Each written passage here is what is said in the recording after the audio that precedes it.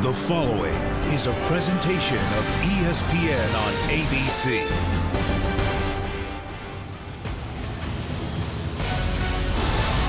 Welcome to the Outback Bowl as part of Capital One Bowl Mania. It is a beautiful 80 degrees in Tampa, Florida, as we get a matchup between the SEC and the Big Ten. Number 11, Indiana, with just one loss in the season, looking to close their year in style. Welcome, everybody. Tom Hart alongside Jordan Rogers, Cole Kubelik down on the field.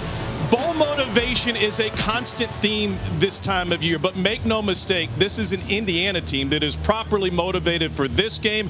They have said that this is their Super Bowl. Well, maybe a little angry, too, right? They're a team that felt like they should have been in the Big Ten championship. Last year, they were so close, took a step in the right direction, but it always was one more drive, one more touchdown, one more this or that. We could have, we should have. This year, Tom Allen said one more, no more. This is the year we take the next step. A win here would propel them into next season where they believe they'll compete for a Big Ten championship. It's an interesting matchup, offense versus defense. Ole Miss is one of the most prolific offenses in the country under the direction of Lane Kiffin with their fantastic quarterback, Matt Corral. Yeah, it's unbelievable. High-powered is an understatement for this Ole Miss offense. And Matt Corral, their quarterback, is leading the country in total yards per game. He's one of the most talented throwers of the football I have seen on film in college football, and he's also dynamic with his legs. They provide so many problems to a defense because they can stretch the field and they can stretch you horizontally with speed.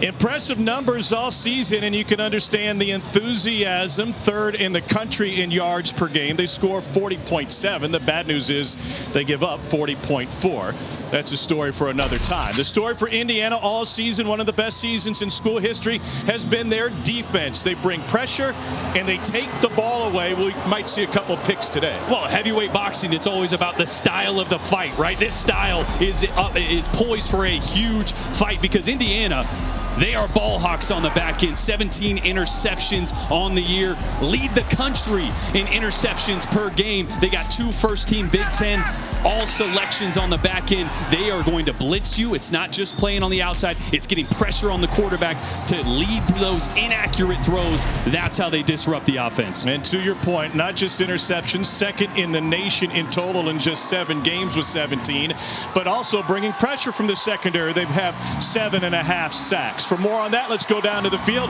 get a diagram of the pressure with Cole Kubelik.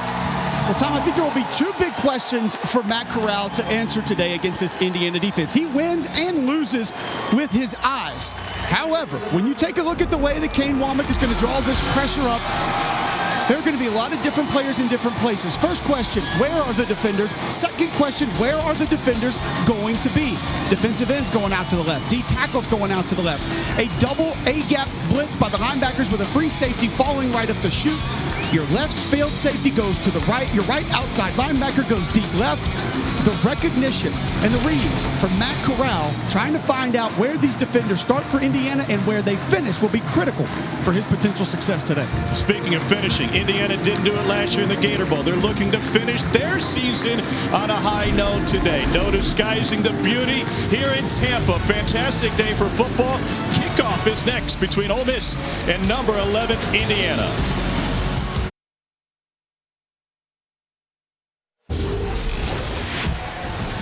This is Capital One Bowl Mania.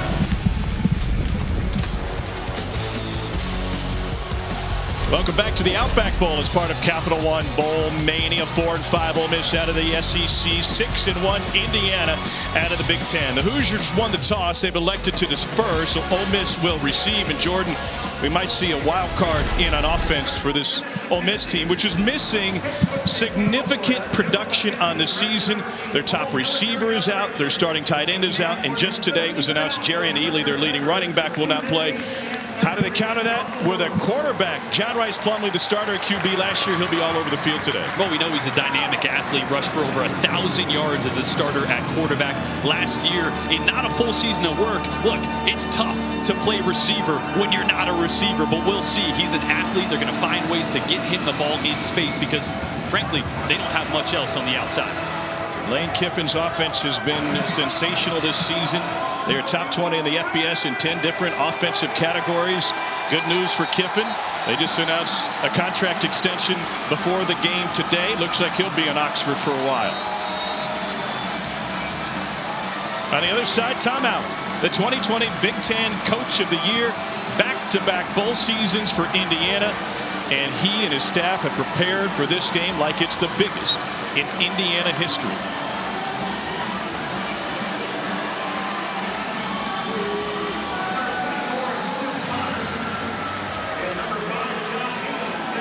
Dennis Jackson back to receive to get us started.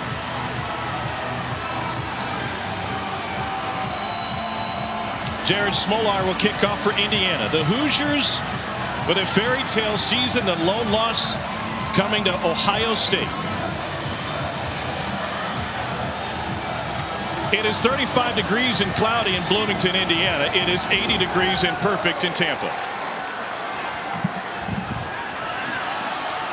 Jackson with a chance from the 5 and up the sideline and all the way up to the 34-yard line.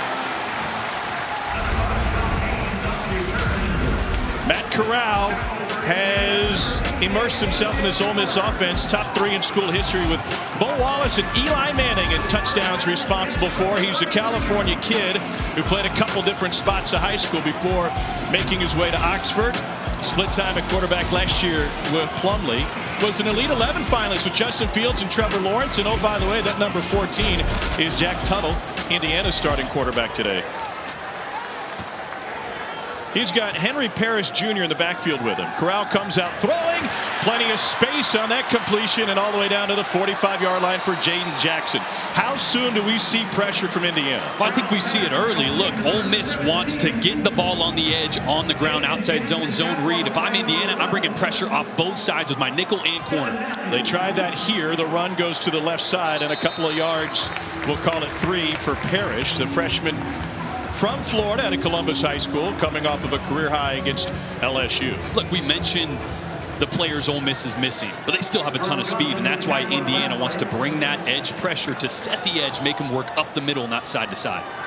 Corral on play action, goes deep over the middle again. That one's caught by Dontario Drummond, and he gets hit inside the 10, all the way down to the 34-yard line. Pardon me, a gain of 34. Just a great job by Matt Corral on the play fake, right? All the linebackers, even a safety, sucks up, and that leaves the vacancy for the deep crosser. Straight ahead run, Parrish. Trying to move the pile, getting some help from his offensive line to clean it up. Gain of 5. And we got a flag on the play.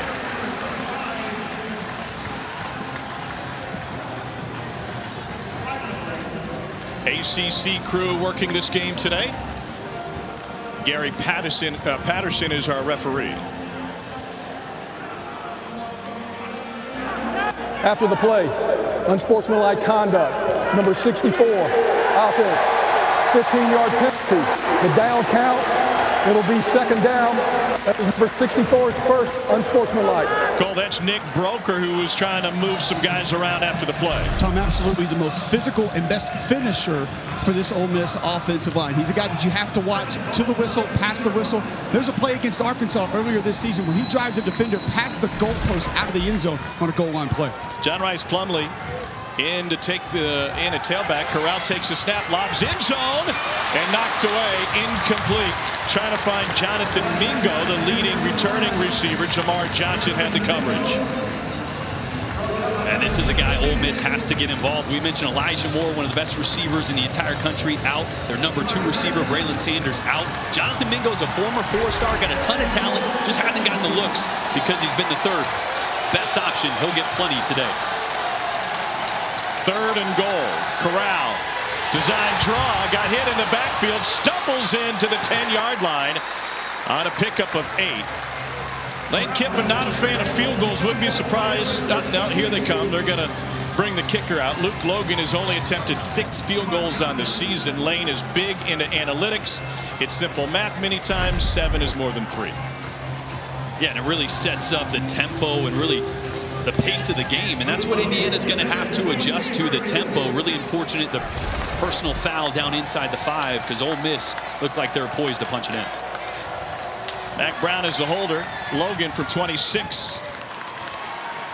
And Ole Miss able to cap its opening drive with a 3. Rebels up on Indiana. Hoosiers will have the ball when we return.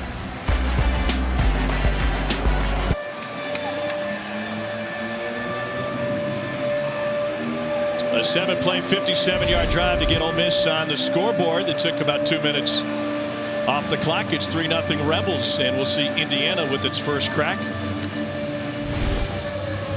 Luke Logan will put it in the air for Ole Miss. Quick bowl trip for the Rebels, but they get to stay an extra night. Lane Kiffin said, fellas, just be ready for the plane to leave tomorrow late morning. Otherwise, enjoy this bowl trip. Be a lot more enjoyable if they could find a victory. Yeah, it's either a fun night or a long, miserable one, depending on how this game goes. No return for Indiana, and we see the second career start for the San Marcos, California native Jack Tuttle at quarterback. You know, Michael Penix, their fantastic quarterback, was injured in the Maryland game. Tuttle took over for him, went 5 for 5 in that one, then started in Wisconsin. Both of his parents graduated from IU. He was born in Indianapolis, and then Southern California, where he was a San Diego Offensive Player of the Year, 4-star recruit. Initially went to Salt Lake City to play for Utah. Couldn't get off the bench, decided to transfer mid-season. He said, I don't regret any decision I've made. First start came against Wisconsin, 13 of 22 for 130. And on play action on first down, he will roll out and find his receiver, and they got room up the sideline with Rob Fillier, who goes for 14. We're going to get a really good idea of what Jack Tuttle is comfortable with. First-year offensive coordinator Nick Sheridan mentioned to us, when you have a new starter, just his second start, you really got to hone in on what he feels best with. Quarterback feels good about something, it usually translates to a good play already. Getting him outside the pocket, getting the mess out of the way, easy completion. Got a good running back with them. They flip it out to Fillier again. Great blocking on the edge, but that will lead to a flag. Looked like it was Hendershot who'll get flagged for the hold. It's a gain of 8 if it stands. Holding. Offense, number 3. 10-yard penalty. Repeat first down. Apologies, Hendershot. That was Ty Freifogel, the senior from Mississippi. And Freifogel is a guy that really got to get involved. He had 2 back-to-back 200-yard games, and since then, just 3 receptions, 45 yards. They tried to get him the ball vertically against Wisconsin, just not on the same page with Tuttle. So really interested to see how their chemistry has developed over the time off. Big Ten wide receiver of the year, the first ever in Indiana history. A lot of firsts for this program this season. Ole Miss brings 3. And they go with an underneath route. Fillier trying to find the edge, lost his footing. Picks up just 1.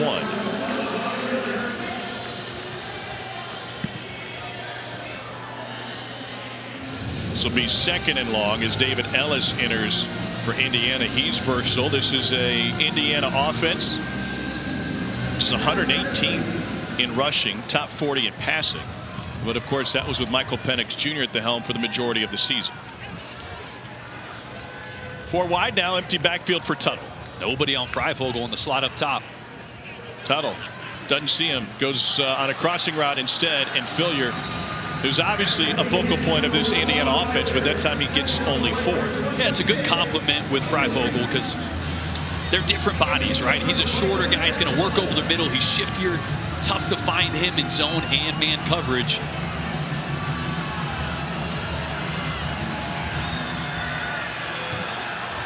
Third down, 11. IU's had some third down issues this season.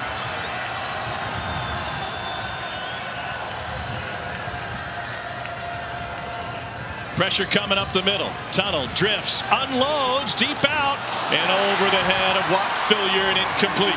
And Ole Miss will force a punt.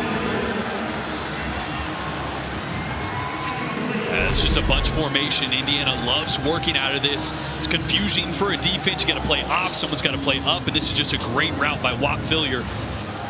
And quarterback Jack Tuttle drifted a little bit on that throw. Drifted to his left. That throw was a little high, and that's probably why.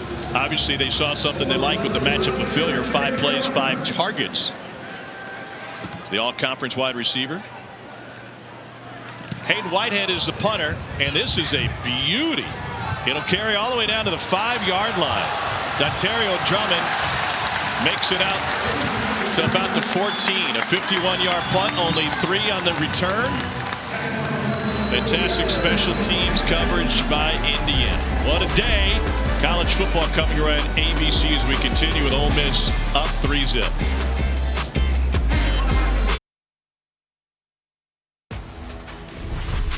The Outback Bowl on ABC is brought to you by Outback Steakhouse. Oh, what a fantastic history of this bowl game here at Raymond James Stadium. Top 20 showdown last year. It was Auburn again. They lost to Minnesota 31-24 in a high-scoring affair.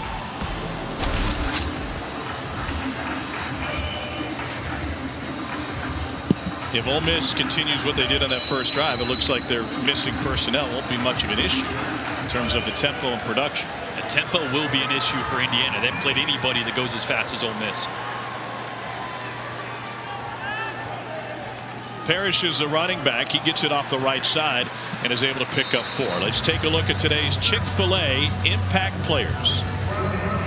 We mentioned earlier for Ole Miss, John Rice Plumlee, who's a quarterback, the starter at quarterback last year. He's a dynamic athlete, and with the weapons that are out, he's going to be a focal point, 40 to 50 snaps, and then the first team All Big Ten, Tywan Mullen on the back end. Parrish off the pitch is able to pick up the first down for Ole Miss and take it out to the 29. We talk a lot about Lane Kiffin's offense and the tempo they run. They're a very good running team. It's not just all through the air. No, that's the misconception of Lane Kiffin, but without Jerrion Ealy, you're going to see right now John Rice Plumlee in the backfield. He'll get handoffs. They'll work him into the flats to try to get him easy touches. Some confusion for IU. They ran a defender out, took him off. Sideline shot on the wheel, and Plumlee has it bounce off of his hands. That's quarterback to quarterback.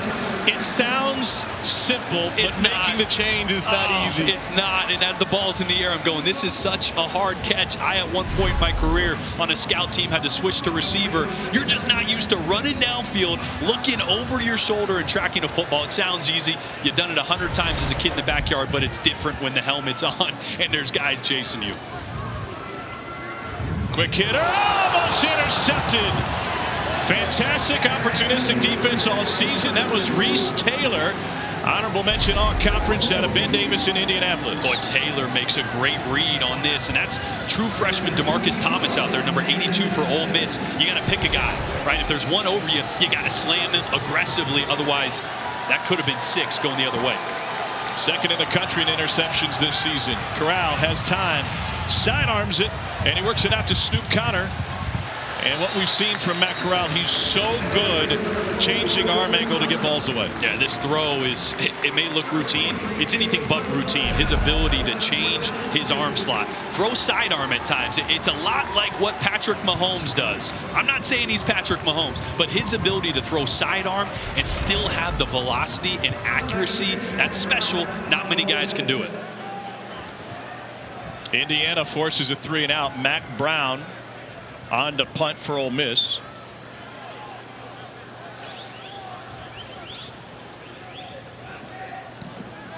Reese Taylor back to receive. Not a great looking punt, but it'll take an Ole Miss hop, and Taylor falls on it before it gets any farther downfield. 46-yard punt. Hey, speaking of Mac Brown, he's part of this. 2 last bowl games, and they're on ESPN and the app today. 4 Eastern, 1 Pacific. Number 25, Oregon takes out number 10, Iowa State in the PlayStation Fiesta Bowl. Then it's 5th-ranked Texas A&M and number 13, North Carolina in the Capital One Orange Bowl at Hard Rock Stadium. First New Year's 6 for Iowa State, a school record 4th consecutive bowl game. And Texas A&M with a lot to prove. They thought they should have been in the playoffs. We saw what Ohio State did when people thought they maybe shouldn't. A&M's got a big test today with North Carolina. Momentum's a funny thing in college football. It would be even more hard to pinpoint going into this offseason. No one knows what it's going to look like going into spring practice and then next season. I feel like A&M is a team with a win tonight could take momentum into whatever's next. Oh, it's a young team, right? Especially on Indiana, offense. well, The interesting thing for A&M will be, does Kellen Mond decide to use that free year that the NCAA gave everybody and come back for a 5th year as a starter? Samson James has entered the game at running back for Indiana.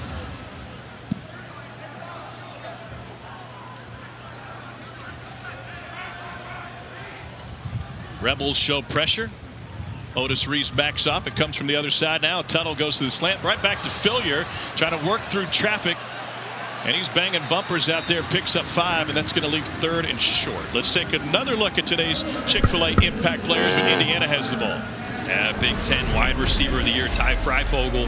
Got to find ways to get him the football. Right now, Ole Miss is playing man on the outside and zone on the middle because of those crossers. And then for Ole Miss, Otis Reese, just eligible a few weeks ago, about a month ago, for the Egg Bowl, transfer from Georgia, the most talented player on the defense, a defense that's been struggling. DJ Durkin is their defensive coordinator, and Reese came out to play against Mississippi State in a rivalry game. He said he hadn't played all year for us. He's the best defender for us. He had 8 tackles in his debut. Straight ahead run, and in Indiana, first down for Stevie Scott III, the two-time all-conference performer.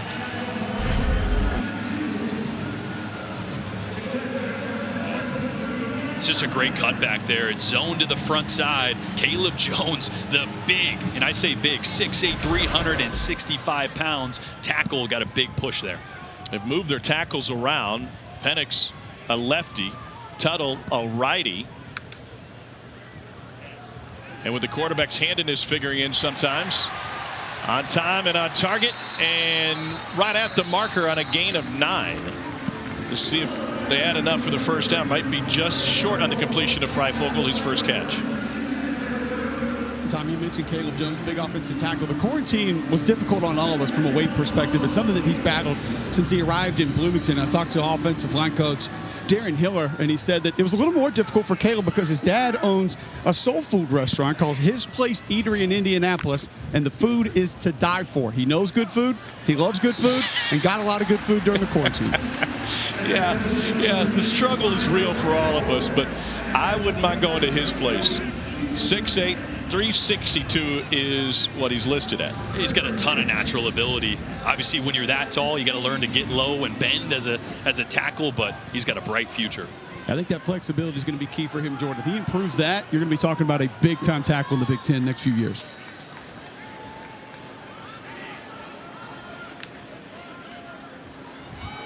Tuttle with the handoff.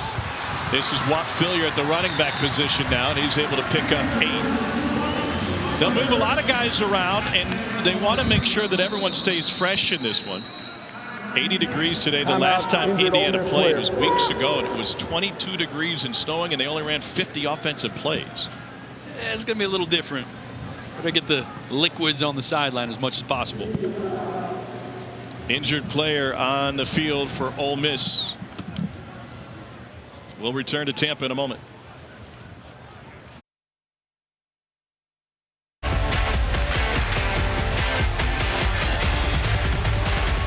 National Championship game, Monday, January 11th on ESPN. Jalen Jordan was the injured rebel in and out of the tent while we were at commercial break. Helmet back on, looks ready to go. 2nd and 2 for Indiana. 2nd and 2, 40-yard line. Feels like a shot play. This is the area of the field you can take a chance. Ellis joins in the backfield. Wide receiver / running back, and he's able to pick up the first down with a pickup of 4. Or Tom, you can just hand it off. Pick up the first down. It's the first time you've been wrong this year. Right now, Ole Miss playing in a cover 2 shell, so there is a safety sitting over the top of Freifogel, who they want to start getting involved. He's seen a lot more man coverage lately. That was some of the miscommunication, some of the accuracies. He's got to work more in space against this structure of defense, but here it looks like he's going to be manned up. 2 tight ends in the game for Indiana, Hendershot and Bjorson. Top of your screen, Freifogel. Slipping on the turf is Ellis. No gain.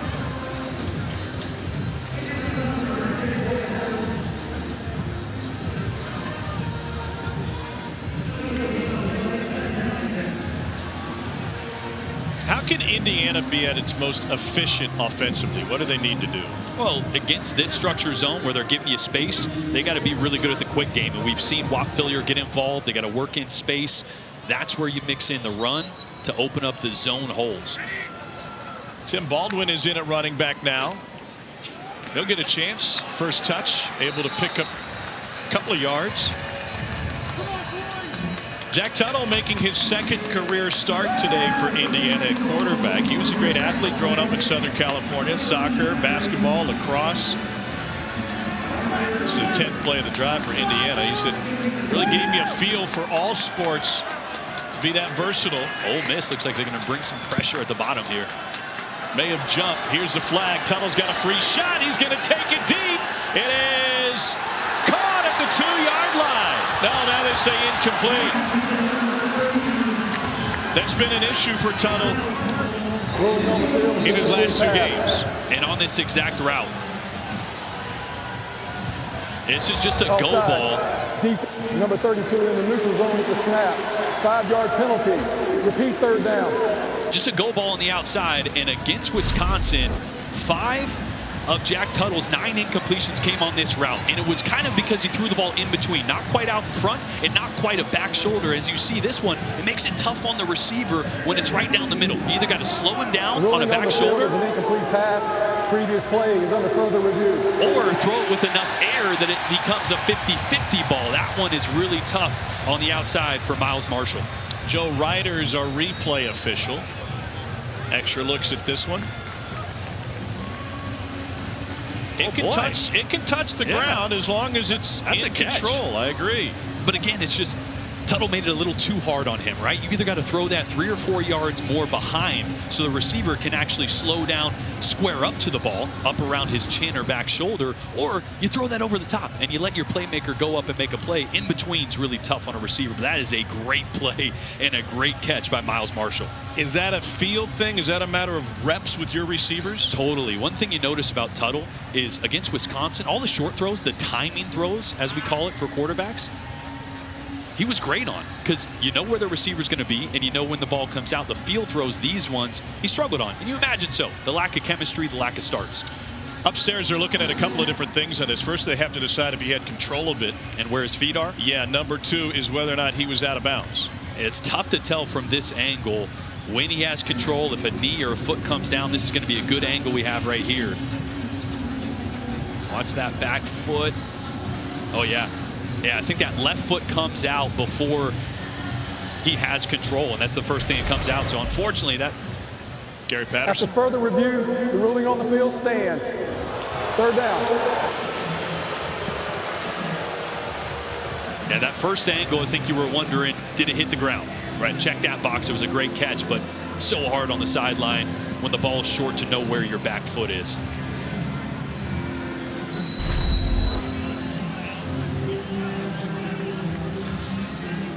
It's a good job by Keidron Smith there, walling the receiver off to the sideline. That's your friend. It leaves 3rd and 2. You got Wap Fillier here in the slot with a lot of space. Looks like it's going to be a man.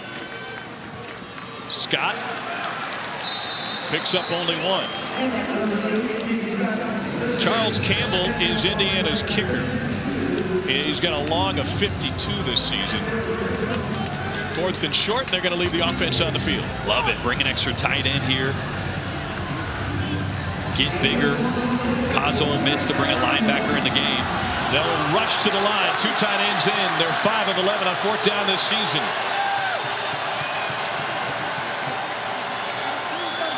Stevie Scott III is the tailback for Tuttle.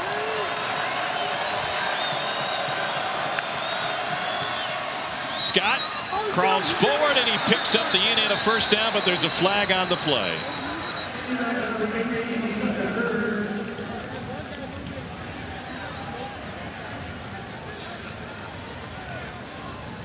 Extra movement for Indiana.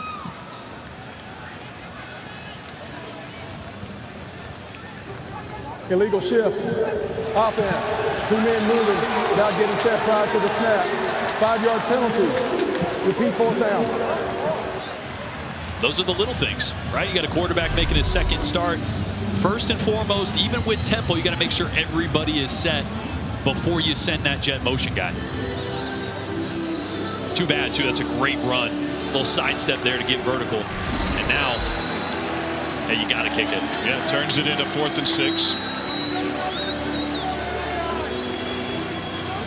Campbell got off to a remarkable start. He made his first 21 field goal attempts as a Hoosier. This will be from 50. Made from 52 against Michigan.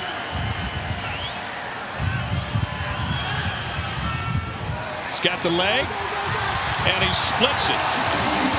And we are locked at 3 after that drive by Indiana.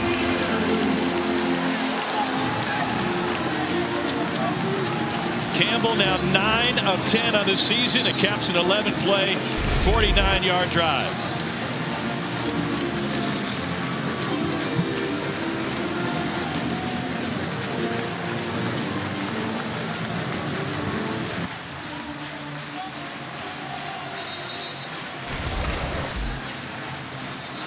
This season, for every field goal and extra point made by participating universities, Allstate will make a contribution to the university's General Scholarship Fund. Thank you, Allstate.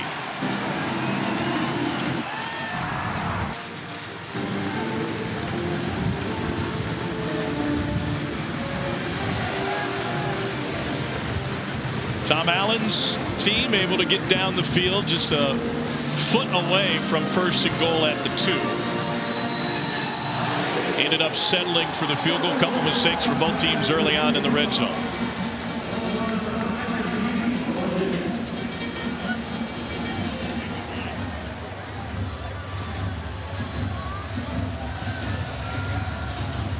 Dennis Jackson back to receive for Ole Miss. Jared Smoller will put it in the air. No return. Busy day in college football. Busy night. Let's get you to the studio. Hello, Matt Barry.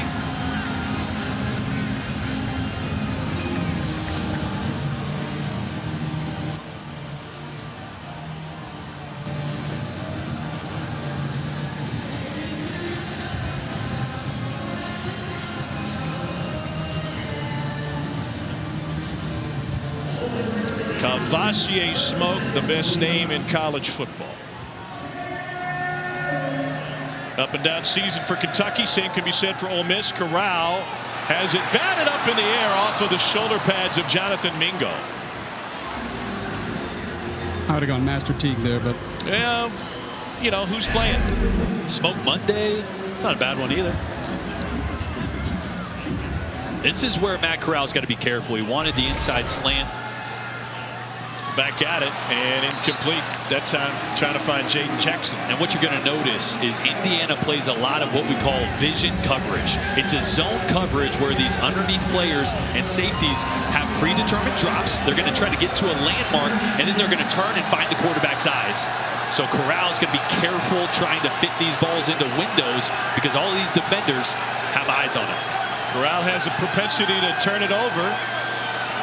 He did it against Arkansas and LSU in bunches this season. 3rd and 10. On a line, complete for a first down. It's Casey Kelly who turns it upfield for a pickup of 20. Just the 3rd catch of the season for Kelly. Just working in this zone coverage. Here comes the tempo. Corral quick to the outside, little low for Mingo. And they say he caught it going down right at the marker. It'll be a first down. That's a great answer right there by Matt Corral. That was not the play call, but Indiana brought corner pressure. Anytime that corner comes, you replace him. Double digs, that one incomplete. Tough to throw against Indiana. Tywon Mullen, first team all Big Ten defensive back. Mullen, the first Indiana cornerback to be named first team all conference since Tracy Porter 13 seasons ago.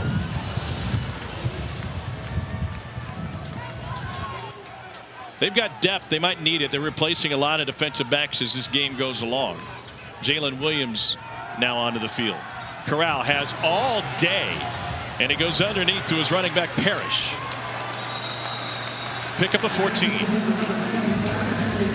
And this is what you have to do against vision coverage, and something that Matt Corral has struggled with, using his eyes. He loves to use his eyes to move defenders, but when you play a team that has eyes on you, if it's not there, you check it down and live to play another down. Injured Indiana player. They'll stop the clock with an Indiana player going down. The tempo is certainly a concern. You're going to see Matt Corral's eyes here. Watch this. He's looking downfield. He really wants to throw to the left. He's trying to move a safety.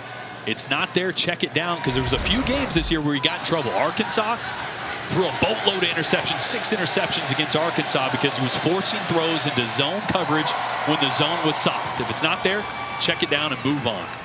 Sionofo Angatotoa, it was the injured Indiana player, defensive lineman, back to his feet. Crowd top 10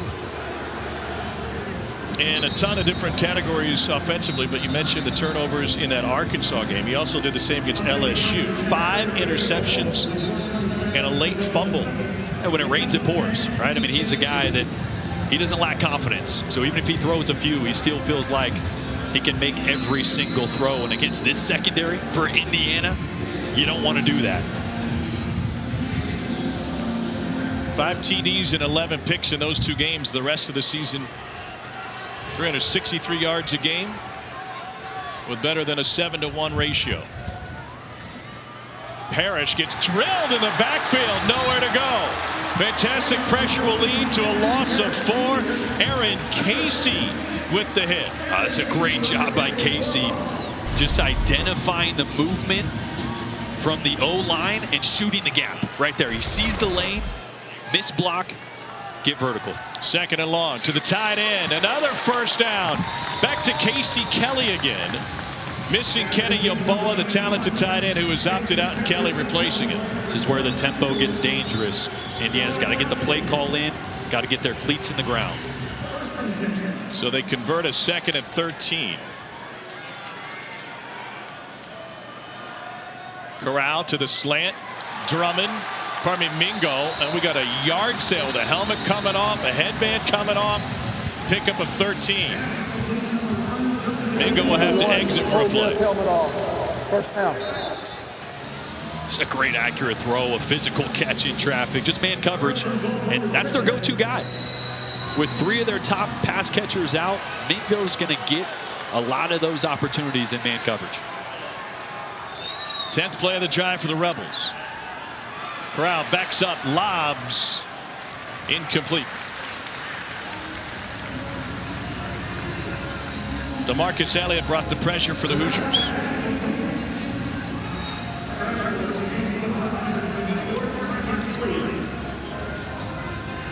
Air heavy on this drive. 9 pass attempts, just 1 run. You got the quarterback, backup quarterback, John Rice Plumlee in slot at the top of your screen. Got some room to work with. Corral pulls it back, delivers incomplete.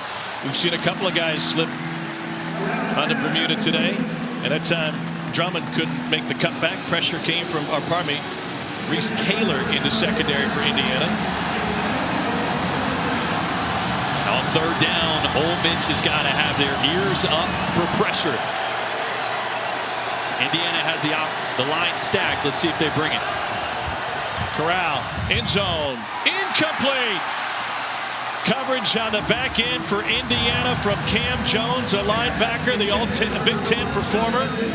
And that'll set up another field goal attempt for Ole Miss. Great coverage. Just saw Jonathan Mingo make a contested catch on a slant route to the left. You see Micah McFadden. And Indiana providing a little pressure on Corral and just off the hands. Logan is made from 26. They'll call this a 25-yard attempt. And he punches it through.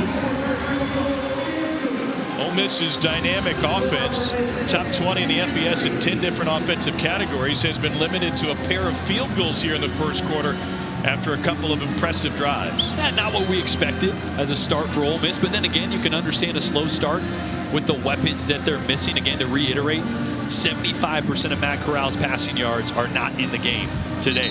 And Indiana's got a dang good defense, so you can understand why we got a little bit of a chess match here early.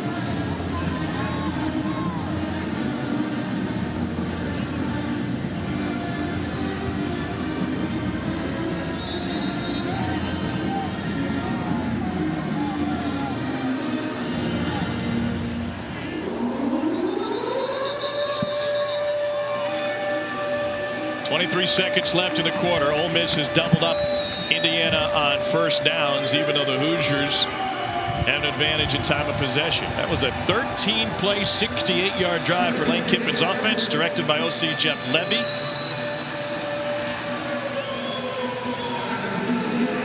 Matt Corral is only 8 of 17 in this game. 3 consecutive incompletions after they had 1st and goal at the 7.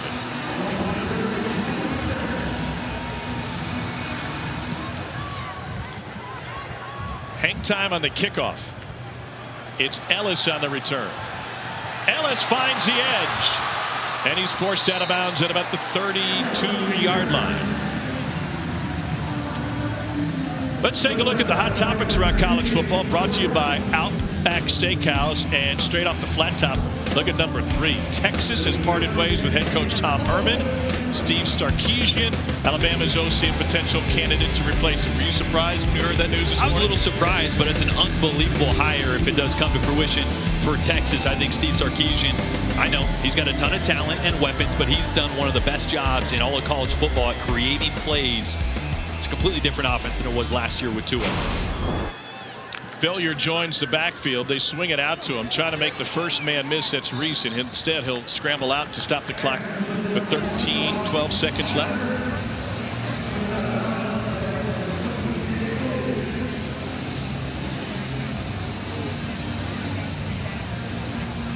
And the play clock, the game clock will roll to zeros. Special teams a key early in this one. It's a 6-3 Ole Miss lead. It's the SEC versus the Big Ten. The Outback Bowl will continue after this message and a word from our ABC stations.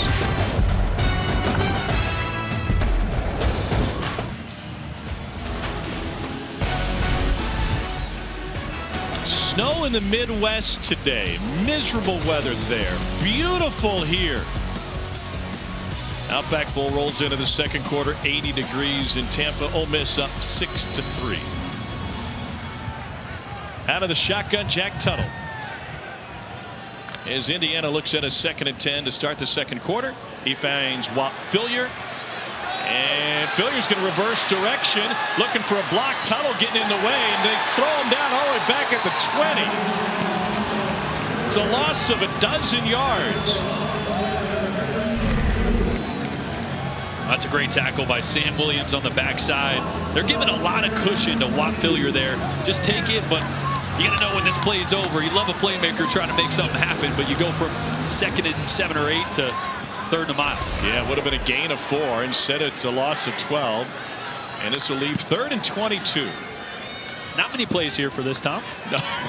Not a play call sheet for 3rd and 20 is a little short. Ole Miss rushes 4. They almost got to him. Stevie Scott breaks some tackles and takes it to the 40. There's your 3rd and 20 play. Find your 2-time all-conference running back out of the backfield. And again, Sam Williams, who made the tackle on the last play, coming from the left side here, just beats Caleb Jones. We talked about Caleb Jones being able to bend and get around the corner. Williams with too much speed, but a great job by Jack Tuttle. That's something that you can't coach. You either have it or you don't, especially when you haven't had a ton of starts in your belt. Took a big hit, but got rid of the ball. Picked up a big gain. Aussie Hayden Whitehead on to punt it away. His first exposure to college football was an Ole Miss game. He watched Ole Miss LSU when LSU had Brad Wing at punter. Dialed that one up on YouTube. Said, hey, maybe I can do this. Ole Miss's Jonathan Mingo takes it to the 20. And out to the 23-yard line. 49-yard punt, 10 on the return. Ole Miss has Mingo wide receiver, but that's the man they're really missing. Elijah Moore, one of the top receivers in the entire country, and also a big Hank Williams Jr. fan, apparently. A school record 86 receptions this season. And Todd McShay's got him going in the first round. I think he absolutely could. I mean, this day and age, you see the shorter, shiftier slot guys being used all over the place. Say that again. Shorter, shiftier slot. It's tough. 3 S's there. Probably should have said it a little different, but alliteration's on point. Steer. Should add speed to that. Corral hands it off. Here's Snoop Cotter with room, and a flag coming in from behind. Cotter would have had a gain of 13. And an injured player for Indiana. Timeout, injured Indiana player. Josh Sanguinetti, freshman out of Lauderdale Lakes, Florida. 2 minutes into the second quarter, 6-3 Ole Miss.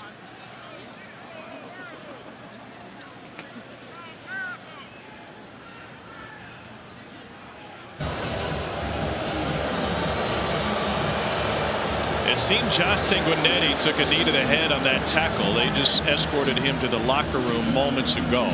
And Ole Miss facing a 1st and 20 now. I think as we take another look at number 19, Sanguinetti coming in to make the tackle. And started on my signal.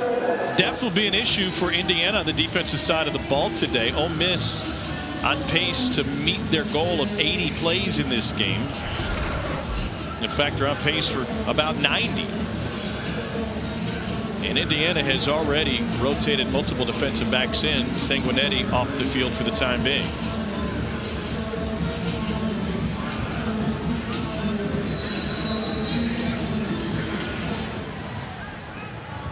Corral 8 of 17 so far. Indecisive. Slings one out to his tight end. And Chase Rogers turns it upfield before getting popped. A pickup of 10. Kane Womack is the defensive coordinator for Indiana. He's on his way to Mobile, Alabama to be the head coach at South Alabama. He brings pressure from the edge. Ontario Drummond with the catch. And he's wearing what looks like Ole Miss powder blue on the sideline. It's not the case, Cole. No, obviously, you're probably wondering why is the defensive coordinator on another team wearing the other team's colors. But it goes back to Phil Dickens, and there is a Phil Dickens war room inside the Indiana facility where the defensive coaches meet, and there's a blue jersey outside of that. And Kane Womack decided that he wanted to do something a little bit historical for his football team for motivation. And he went back and found Phil Dickerson following the 1947 season. He replaced Bo McMillan. He only was there for a couple of months because of recruiting violations and lost his job. But while he was there, he was able to defeat a couple Big Ten teams and put together a solid record. And he came over from Tennessee where he played running back from General Neyland. And he saw the blue that the basketball team wore. And while things were going pretty miserable for his Indiana football team, he thought, you know what, we're going to switch it up. We're going to try something different. Went to the powder blue jerseys for Indiana, and that's when they racked up some of those Big Ten wins like Minnesota, Michigan State, and Purdue. And they got a bunch of Big Ten wins this season again on the perimeter. Of course, Ole Miss went back to the powder blue jerseys under Hugh Freeze, but the original powder blue helmets under Coach Vaught back in the late 50s. Kane Womack comes from a coaching family. His dad, Dave, was the DC at Ole Miss under Freeze. Plumlee now in it, quarterback to take the snap. A zone read, and he hands it off to Snoop Connor. And Connor able to pick up 3. Yeah, they'll direct snap that to Plumlee. He'll run some. Another player down here for Indiana.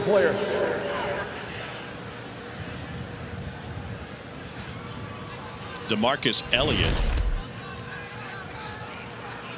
started the last 5 games for Indiana.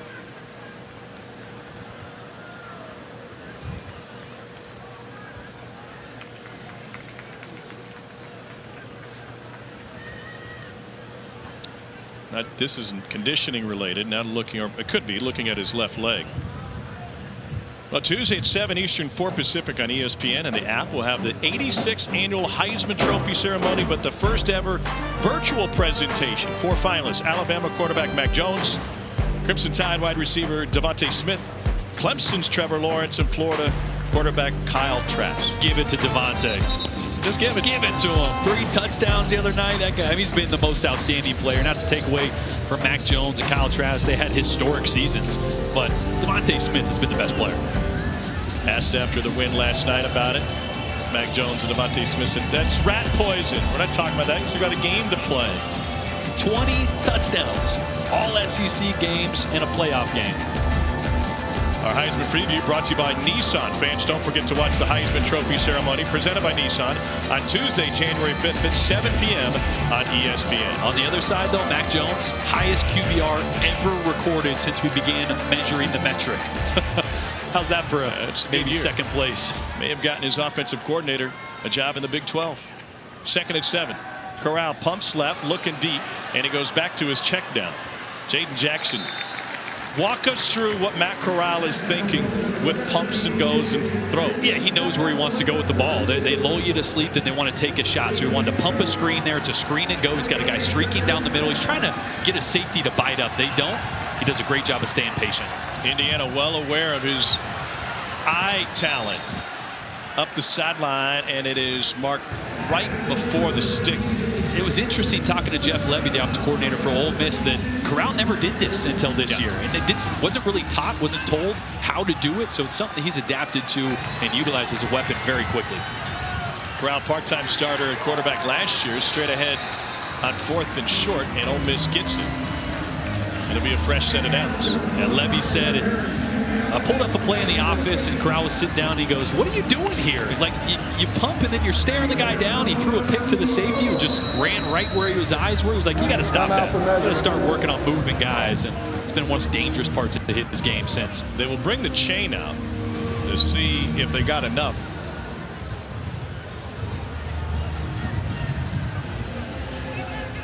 It's all a cat and mouse game because Kane Womack said, "Listen, we've seen the film.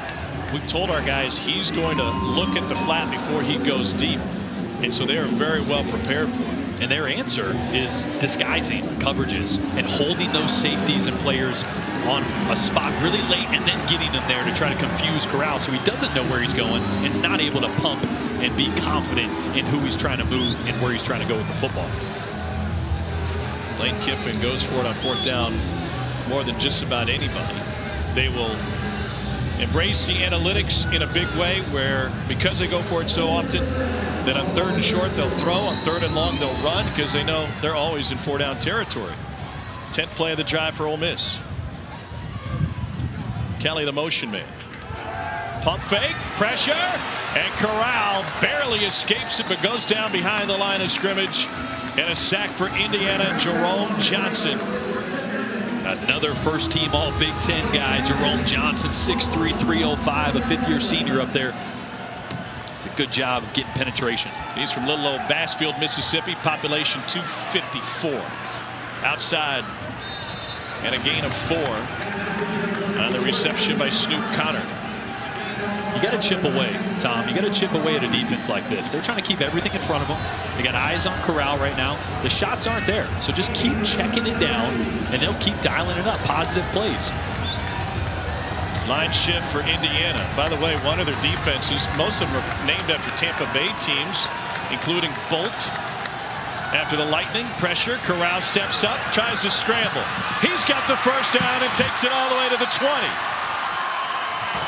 17-yard scramble for Matt Corral.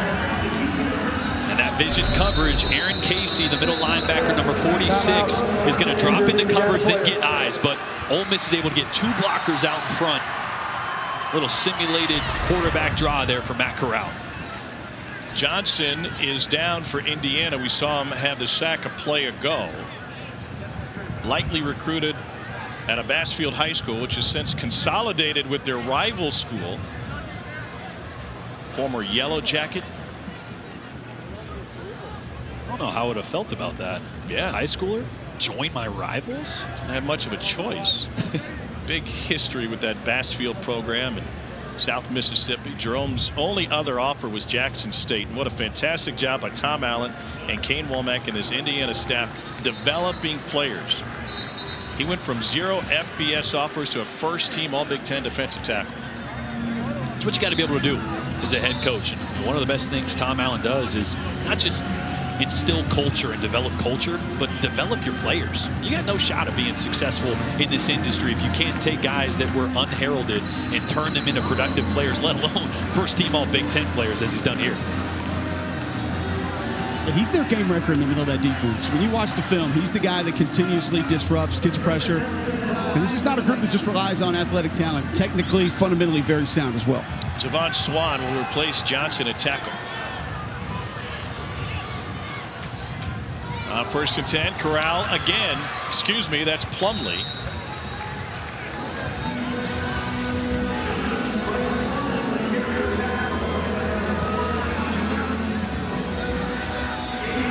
Plumlee was coming off. They said, no, get back out there. He's going to line up in the slot on the right side.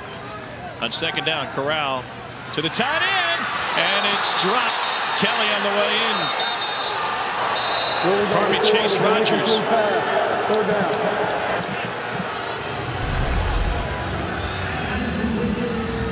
Let's see. Yeah, that's moving. The Good little pop pass here by the tight end. We've been talking a lot about zone coverage, about vision coverage, and about disguising. Those linebackers stay in the box and then run to their spot. So Ole Miss trying to throw it quick before they can get there. Takeaways are key for this Indiana team. About a third of their offensive points come after takeaways. There's Plumlee on the slant, no gain. Excuse me, they'll bring up 4th down. Plumlee, the interesting point, he didn't know how to line up as a wide receiver when they first put him out there. Gonna learn today. 4th and short.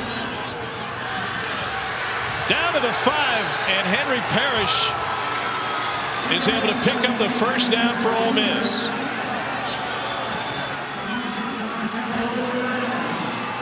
Rebels picking up the pace. Parrish again cut down.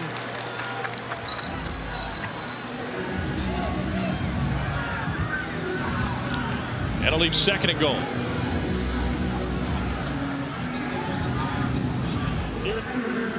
Couple successful runs through the pocket by Corral, by Connor.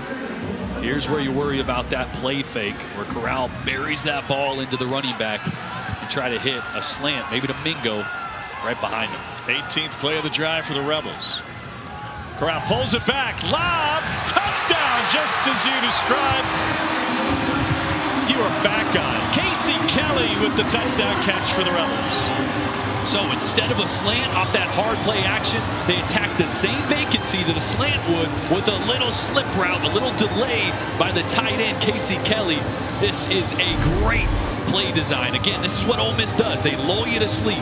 Run, run, run, and Matt Corral is so good at the play action. He comes from across the formation, and that's so hard for Cam Jones. All right, Cam Jones, number 4 there. He's got to be able to hit the cutback lane and guard the tight end. Puts him in a big bind. Logan sneaks it through. Then 1st and 20 at their own 14 to start the drive. They end up moving all the way down the field with a lengthy possession and use half the clock in the 2nd quarter. Our first touchdown of the game on a pass from Corral to Casey Kelly. Ole Miss up 13-3.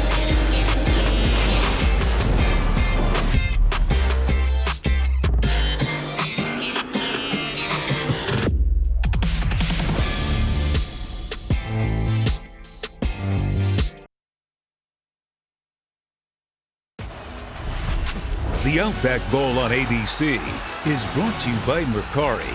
Buy and sell almost anything from home with Mercari, your marketplace.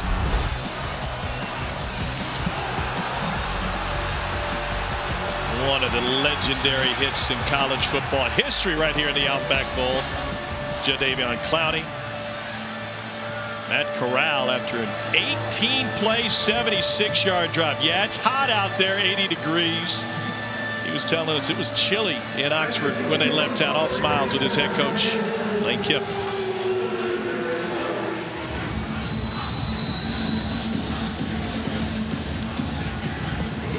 David Ellis stands at his own goal line. This is a Rebel team that's 11-2 in their last 13 bowl games. Indiana hasn't won one since 1991. No return for the Hoosiers. Let's take another look at that Ole Miss touchdown. Watch the alignment here by Casey Kelly, the tight end. This usually means run to the defense. You're going to see Cam Jones. He's got to first step up to guard for the cutback lane for that running back. And then once Kelly slips past, that's technically his responsibility. But that is such a hard position to be in on the low red zone. You have to play run first. So it's a great play design by offensive coordinator Jeff Levy. Kelly came in with only 2 catches all season. Second string tight end throughout the year. Jack Tuttle, efficient start, 10 of 11 for 51 yards. Pressure from the edge, and Scott can't hold on to it. They got a new left tackle in the game, Luke Haggard. That was Caleb Jones. Remember the 6'8", 365-pounder. Did get beat off the edge by Sam Williams on one of the plays. Haggard, 6'7", 280. Much more of a body that can move and counteract some of that quickness off the edge. Out of Petaluma, California, they've moved the O-line around a lot this season. 5 different combinations in their 7 games. 12th in the country in sacks allowed per game. Tuttle Long throw to the outside, complete to Freifogel. And a first down for Indiana, pickup of 20. And this is what Indiana needs. They've been efficient through the air, but they haven't been as explosive. You're going to see the corner up to the top. Flying over the top. It's a version of cover 2. They're playing a flat defender hard underneath. That opens up that corner route in that vacancy towards the sideline. Great route.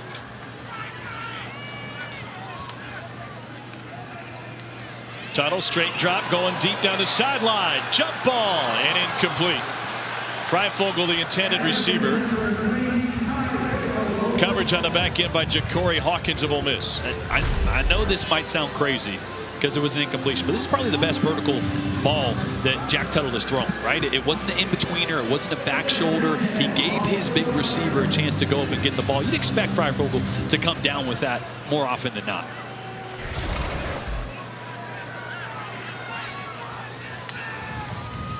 Back to the running game. Pickup of 3 for Ellis.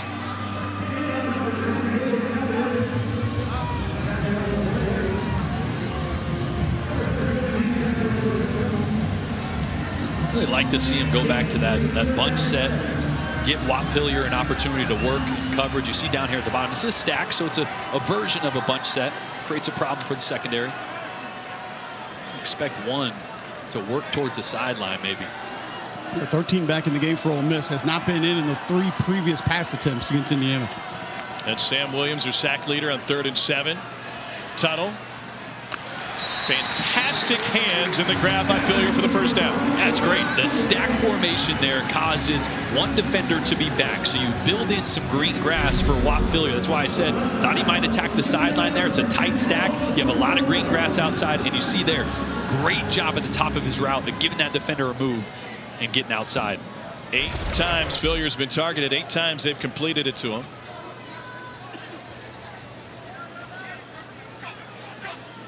Hendershot trying to make up his mind. On a little roll, Tuttle going to look on the run. Got Green in front of him, and he stumbles down to the 35-yard line for a 6-yard run.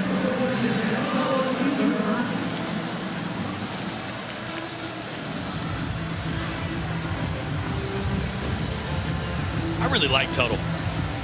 You know, it's tough to evaluate a guy in his second start in a bowl game. I'll tell you what, he's been efficient. He's been smart with the football. Hasn't made any mistakes yet. If he can keep doing that, it's going to be a ball game down the stretch. Played his senior year with Ohio State's Chris Olave. They put up some monster numbers. Tuttle slings one out to Philyor. Another connection with Whop Philyor.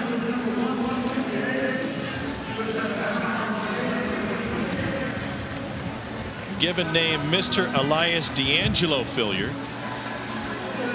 Picked up the nickname Whop because he loves Whoppers. So have it your way, Whop. He's having it his way today. That's for sure. I like a good Whopper. I like a bloomin' onion better.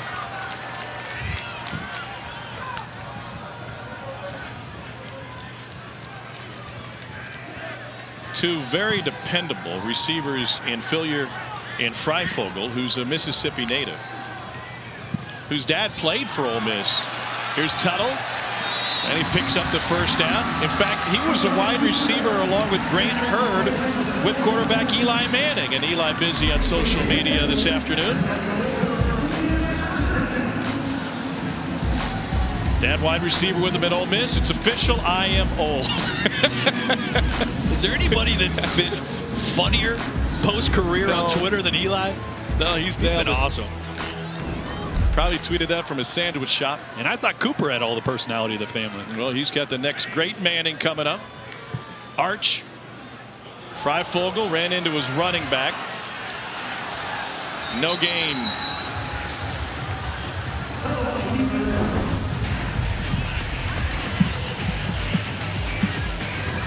Ole Miss wide receiver, early 2000s. Trey Freifogel. He was there with Grant Hurd, who's now the wide receivers coach and co-offensive coordinator, who's a 4-year starter for the Rebels. This will be the 10th play of the drive for Indiana. Freifogel, the first wide receiver in Big Ten history with back-to-back 200-yard games. Went off against Ohio State for 218. That was the 5th most productive in school history. Pump and go, and a hit. Lob, nobody there. Boy, Jack Tuttle got absolutely rocked after the pump fake. A little pump and go, trying to fake the screen. Got 2 guys going vertical. The tight end as well as Freifogel going vertical, trying to hit the outside route. Just really good job by Ole Miss at hitting home. Timeout. On a twist there up front. First timeout of the half. Media timeout. 2:43 to go in the first half. Ole Miss by 10 here in Tampa.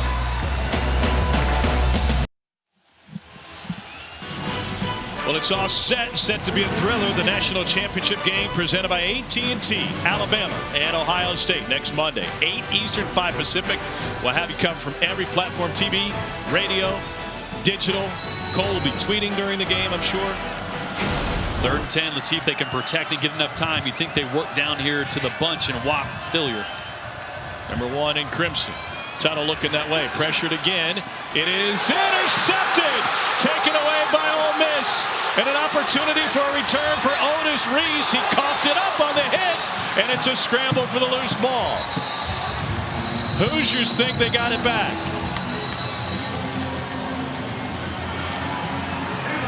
Reese, the Georgia transfer, wasn't eligible until the end of the season. His first game was the rivalry game against Mississippi State. Rebels recover his fumble, and Ole Miss with a dose of Indiana's own medicine, the takeaway.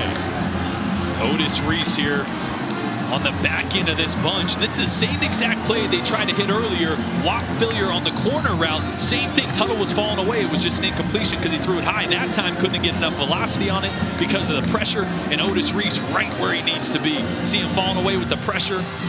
Couldn't get enough on that ball to get it up and over Reese. How happy are they to have Otis Reese? Georgia transfer, didn't get eligible till the Egg Bowl, as I mentioned earlier. Got a standing ovation when they announced the team. He was ready to go.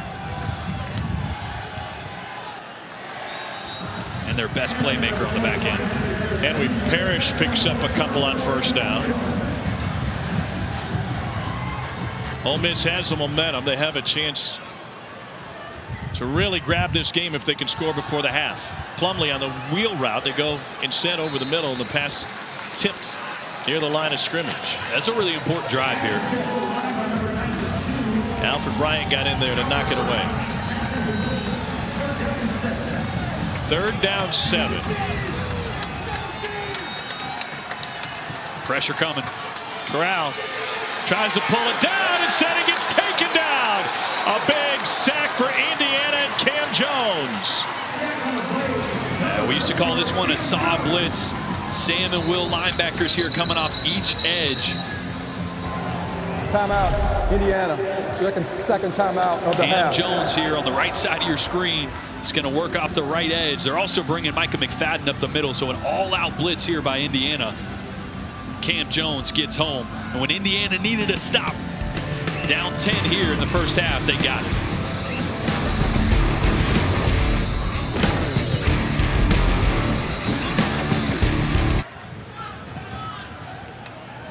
Ole Miss has a punt team on the field on a 4th and 11 after the sack by Indiana. Rebels up by 10. Mac Brown punts it away. Catch made inside the 5. The other Mac Brown in action tonight for North Carolina, and the burnt orange, a topic for our Capital One halftime report with Matt, Jesse, and Joey. Tom Herman's out at Texas. Will Texas A&M take out their college football playoff frustration on the Tar Heels tonight? And can the Buckeyes defense stop Bama in the national championship game? Cole, were you surprised by the Tom Herman news today? I was. I thought they'd give him one more year, but you've heard a lot of noise about it and heard that it was going to be a possibility. And I think you probably were just vetting Steve Sarkisian if he's going to be your guy. What was the interest? Would he take it? There had been some people around Tuscaloosa that really liked the way things were going with Sark and said maybe if Saban did decide to shut it down in the next year, 2 or 3, that he would be a great replacement. Tuttle's last pass was picked off, operating inside the 5. And wide, trying to find the tight end Hendershot. Still an opportunity here for Ole Miss. 3 timeouts remaining for the Rebels. 1:41 with the clock stopped. Indiana, what's the play call here for Indiana? Well, you got to get Tuttle back comfortable, right? That was a good play call there, with just a quick slide out to the short side, but Tuttle just rushed it, threw it in the dirt. We'll find a way to get him an easy completion, pick up a few yards, get some momentum. That safety blanket has been Watt Fillier all day. Stevie Scott in the backfield next to Tuttle. Pressure, gets out of the end zone and gets taken down at the 2. First sack of the day for Ole Miss. Yeah, they're going to call a timeout. Had Watt Fillier going up the seam. Timeout, Ole Miss. To see him look left. Please reset the game clock to 1 minute and 35 seconds. And just a great job off the edge by Sam Williams. And Cole, he's working on Luke Haggard at left tackle. It seems like they're going to keep mixing and matching at left tackle. That doesn't seem ideal. Well, no, but Darren Hiller did tell me he wanted to play multiple guys. He was going to play 3 offensive linemen in the middle, and you've got kind of a swing tackle with Haggard, who said he was going to get him some reps today. So it's a bowl game. You want to get different guys that have helped you throughout the course of the season some reps. But the difficulty with Sam Williams, when you're an offensive tackle that goes 6'6", 6'7", 6'8", he's so flexible. I mean, he can get that left elbow 2-3 inches off the ground and stay up and still attack the quarterback. If you're that tall and you go down to try to take somebody out, you're going to bend at the waist, your feet are going to stop moving, and all of a sudden, you give him that hump to be able to run to the quarterback. But whether it's Williams coming off the edge or with a revolving door at left tackle for an inexperienced quarterback facing 3rd and long in your own end zone, it can't be a good feeling. Well, you got to give yourself some room for a punt here. This might just be a handoff. Good news is you got one of the best pass protecting running backs in college football in the game right now. Yeah, true. He's not afraid to give a hit or take one. That's Scott. Straight ahead. Plenty of room to punt it out of there, especially with a first down. No concern now. Give yourself some room or pick up the first down. Yeah. I mean, that's a safe call there by offensive coordinator Nick Sheridan. Now Indiana use a little tempo with still some time to put some points on the board. Sheridan, the former Michigan quarterback, big win for the Hoosiers against the Wolverines this season. That pass tipped and almost picked. It was John Haynes that time coming over from his safety spot, got his fingertips on it.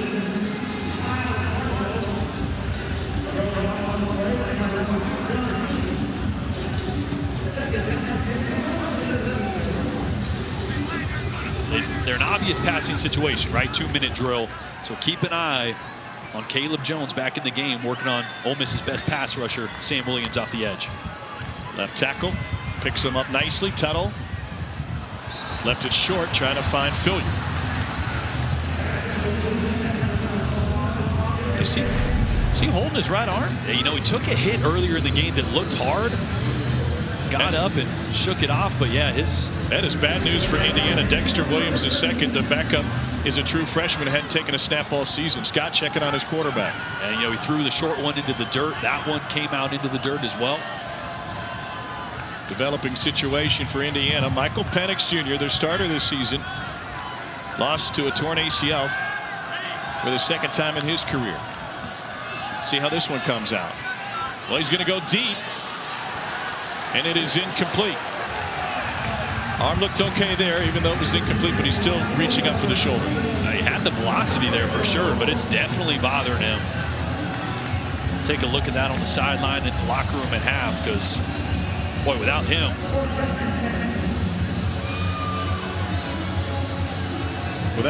you go to an emergency plan. Yeah. Talking with Nick Sheridan, he said, listen, in March when we had to shut down, everyone developed an auxiliary plan at quarterback. And so they have that ready to go. It could involve a couple different people. Beautiful punt.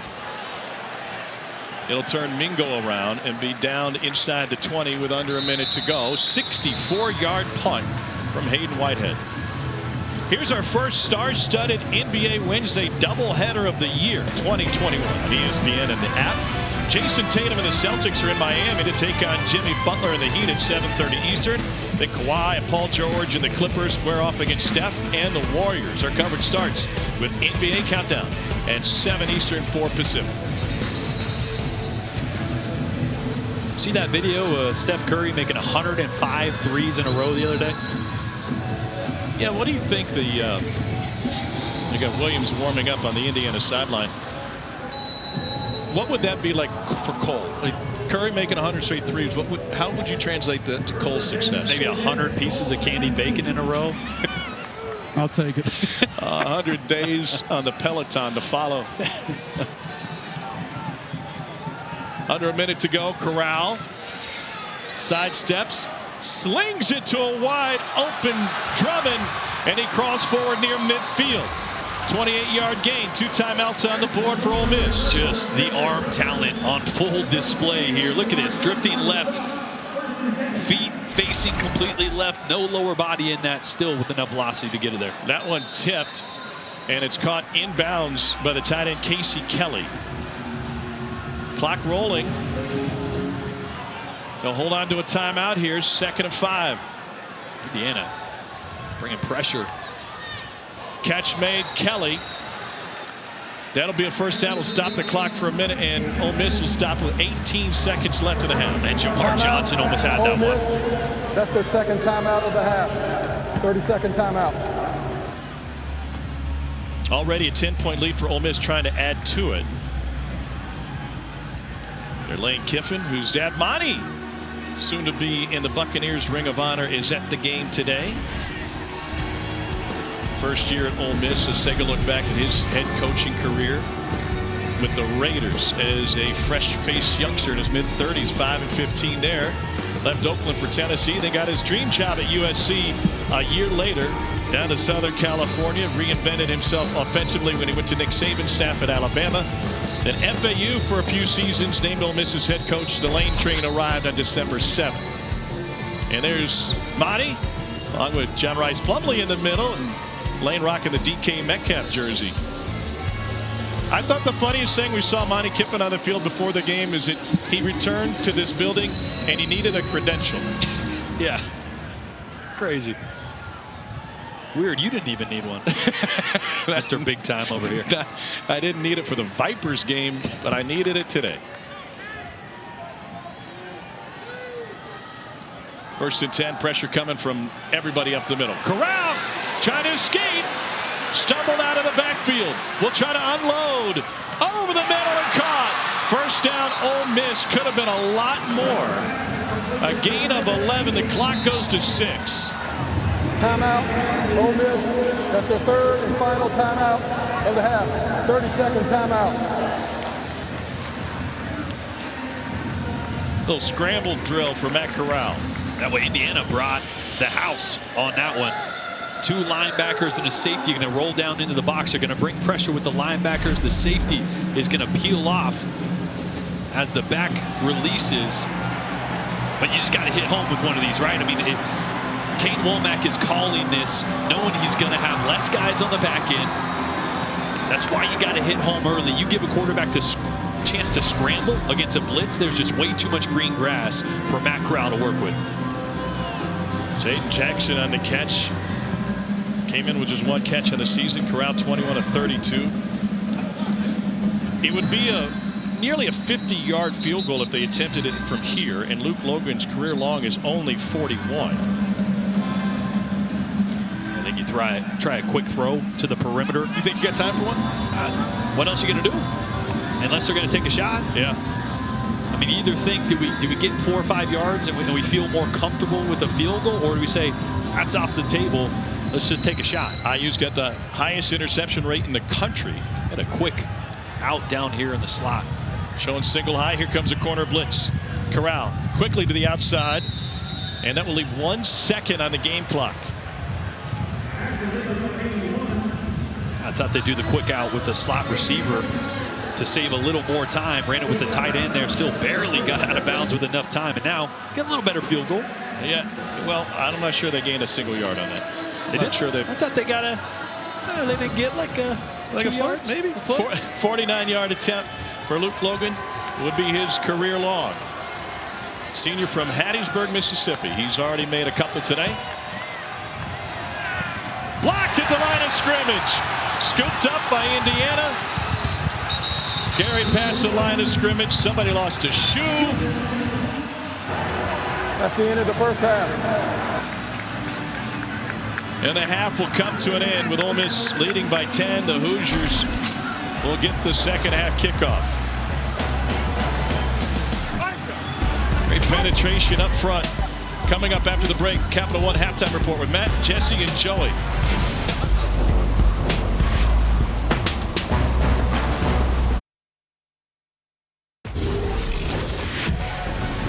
This is Capital One Bowl Mania. Welcome back to Tampa and welcome back to the Outback Bowl as part of Capital One Bowl Mania. Beautiful 80 degrees here in Tampa as we get set for the second half. Ole Miss with a 13-3 lead over number 11 Indiana. Welcome back. Tom Hart alongside Jordan Rogers, Cole Kublik down on the field.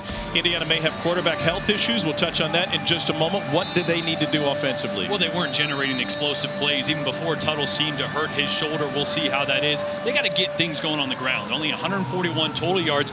Mind you, Ole Miss was one of the worst all year in the country against the run. They got to find ways to move the football. I think it starts on the ground. Ole Miss came in giving up an average of 40 points a game. They've held Indiana to just a field goal here in the first half. Now, the Rebels offensively have looked pretty good with Corral, even though he's not having a very efficient game. Yeah, they just got to be careful of pressure. I think early on, Indiana felt like they could get home with 4, and they haven't. So they've dialed up the blitzes. That's where Corral could either hurt you or make a mistake. Watch that in the second half. Second half underway. No return for the Hoosiers, who will start on offense. Let's take a look at the highlights in the first half. And Corral getting off to a good start. Play action has been the key for him. Tied for the national lead. A touchdown passes off play action. And a big interception by Otis Reese of Ole Miss. Big in a number of ways, not the least of which was the hit that Tuttle took. And he kept taking hits. And it's hard to pinpoint exactly where his shoulder may have been hurt, but his accuracy fell off immediately. Yeah, he took a few hits. He got beat up a little bit, and you can tell right there, shoulders bother him. Sometimes it's a nerve thing. It goes dead a little bit as a quarterback, and you feel like you don't have juice in it. So see how he responds after a halftime in the locker room. Tuttle 13 of 22 in the first half, and Fillier fell. And what would have been an on-target throw. Here's a look at the numbers from the first half of action. Ole Miss really had their way through the air with some explosive plays, and the tempo seems to really be affecting Indiana's ability to line up, as well as their conditioning. And like I said, Indiana got to get things going on the ground offensively to open up some of those shot plays downfield. Ole Miss just sitting in zone right now. And so 2nd and 10. Going to throw again, and he's able to get it over the middle for a first down, a gain of 3. Cole, you talked with Lane Kiffin. What did he have to say? I just asked him, is 16 rushing attempts enough in the first half? He said, no, absolutely not. We need to stay with that and add to that. Asked him if they were going fast enough as he liked to, and he said, no, we could definitely go faster. A little bit of cloud cover. It may have cooled just a little bit at the half.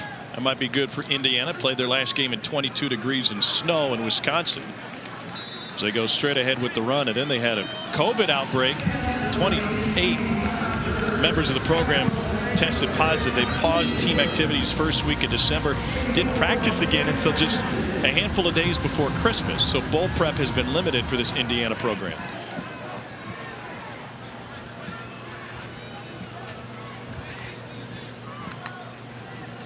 Second and 6. Tuttle cuts back to his tight end, and Hendershot dropped it. 2 misplays. First for Indiana. Fillier lost his feet, and that time Hendershot didn't catch the ball. Yeah, that doesn't help out your quarterback that seemingly isn't quite 100%. But interesting to note, I mentioned Ole Miss in the first half playing a lot of zone over the top. That's why those shot plays weren't there. Right now, they're stacking the box, rolling to 1 high, safety down in the box, and playing man coverage on the outside. Could be an opportunity for Indiana. As you see here, 7 guys in the box, 1 high. You got that bunch to the top of your screen. They like to work Whop Fillier out of that.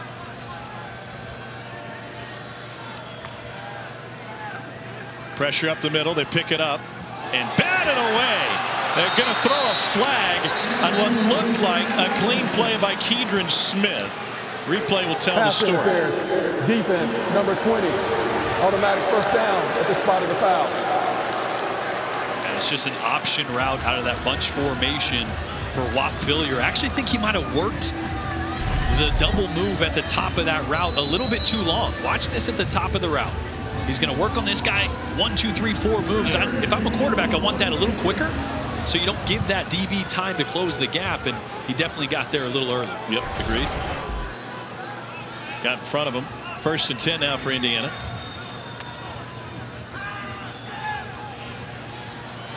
Come back. Freifogel didn't come back, and then we got another flag. Could be Smith again, and he is in disbelief.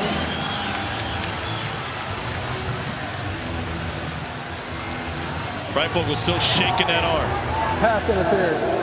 Defense, number 20. 15-yard penalty. Automatic. First down. And they got a couple of these calls against Wisconsin on the same go route to the outside of Freifogel. This ball much better thrown. I know you're looking at it and go, man, he had to stop his momentum. That's great, though. When the DB doesn't have eyes on the ball, you throw that back shoulder to where you slow your receiver out of that vertical route, so he's got a chance to make a 50-50 play. And there, DB's not going to win that one. And a great call on the outside.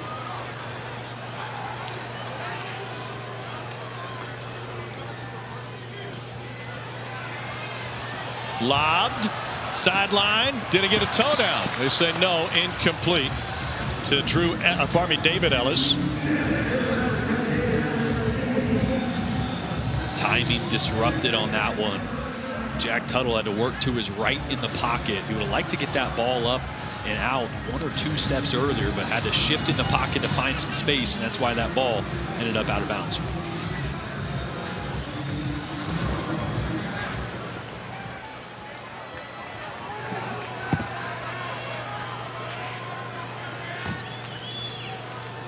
On 2nd and 10, straight ahead and off the hip of Harry Kreider. Cole, pretty good center for the Hoosiers. Now, I'm not going to argue with anybody who says the center's the smartest person on the team, and Indiana obviously has that proven. Harry Kreider graduated in 5 semesters, fellas. What? 5 semesters. He will be, he's going to get his master's this May. Criminal justice major, actually wants to be a detective, potentially go into the FBI. So a guy that's obviously smart, using it, and wants to use his degree a little bit later in life, making all those calls up front for the Hoosiers. Undercover at 6'4", 311 pounds. Took over late in the season last year. Man coverage at the bottom of your screen here. They swap Whop Fillier maybe for a vertical route out of the slot. Backpedaling.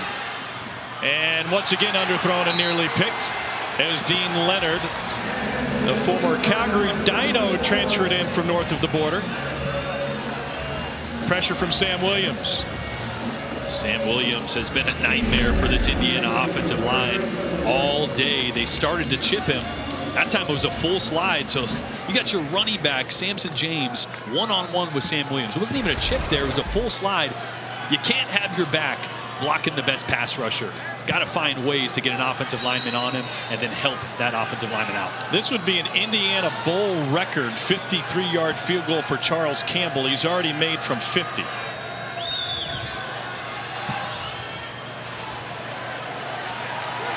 There it is.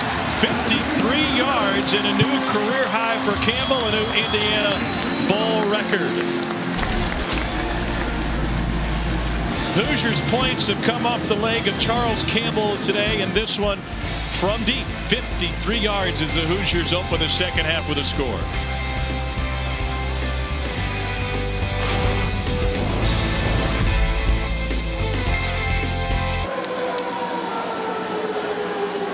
Some energy on the Indiana sideline after they get their second score of this game, opening the second half. You gotta land a plane with that banner.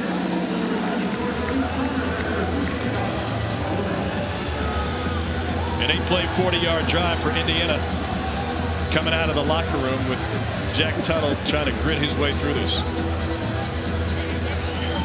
There's a chair in the air on the Indiana. We had a wrestling match, got a metal folding chair down there. Look out. It's beautiful. Cole, what's your vantage point down there?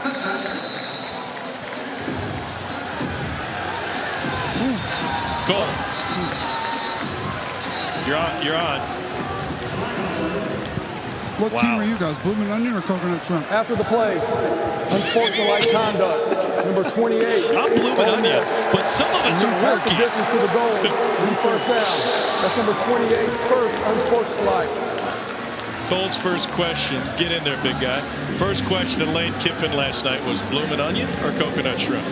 I mean, that thing's going to be gone in like 10 seconds. I'm working on it, Jordan. Give me a little time. God, I love the dipping sauce that comes with it, so too. Good. Yeah. Hands are full. Crazy. Cole, you need a headset and a bib, and you'll be ready to go. One Christmas, I got one of those to make your own. Yeah, it doesn't work. Just get it from Outback. No, you got to show up. You can get takeout. That's fine. First play of the second half, an option pitch for the Rebels. And Henry Parrish picks up 4.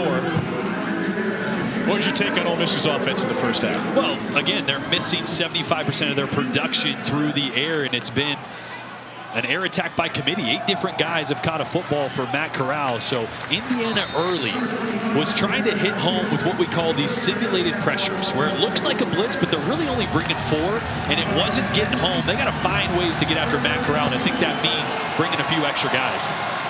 Corral swings it to the outside. Great blocking on the edge. And fighting forward is Chase Rogers. Little rub route to open up Rogers for a gain of 7.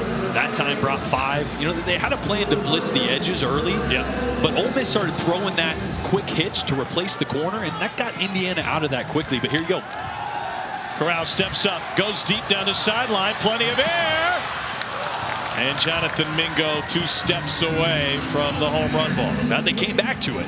Right, a couple times early, Ole Miss was able to throw to replace that blitzer. This time, they bring the blitz. Didn't quite hit home, but it speeds up Matt Corral's process. He sees that coming, steps up. Let's go with this one with a little more juice and a little earlier than he would have liked to. That results in that overthrow.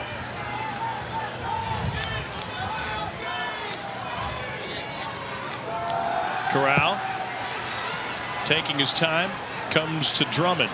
Makes a first man miss. A little stiff arm will get him another 5 yards. Great effort by Ontario Drummond, the senior from Laurel, Mississippi. They'll move the chain on a gain of 16. Just a 4-man rush. Indiana wasn't set defensively. Corral now will scramble. And he reaches forward for a gain of 6 on first down. It's great coverage on the backside for Indiana. Devon Matthews, free safety back there, is the communicator, but Corral just went down immediately. He's got his right hand on that right hamstring. I think he's kind of shook his head like he's okay, but yeah, that's a cramp. That's a hammy cramp. Those are the worst. I'll tell you guys, it is muggy down here. It's hot, and talked to both teams, coaches and players coming off that I could before the game, and they're a little bit concerned about just hadn't had a lot of practices in temperatures like this. You think you're sweating more because of the heat or because you just housed a blooming onion? Well, I've been sweating so much the entire day, I don't really know what caused it, but I feel like it was genetics. The onion sweats down there. That breath is going to be bad. It's a good thing. Mask up, within baby. 15 yards.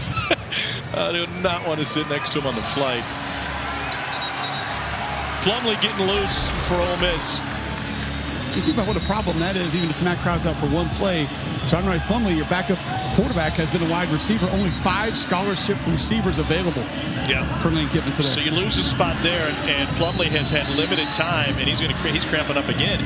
He's had limited time in the quarterback room. He was there through Tuesday, then went back out with the wide receivers later in the week. John Rice Plumlee's been busy. 1,000-yard rusher last year as Ole Miss's starting quarterback, and he's played wide receiver today. He's taken some direct snaps. He's run the football. Handoff Henry Parrish left side. Parrish picks up the first down.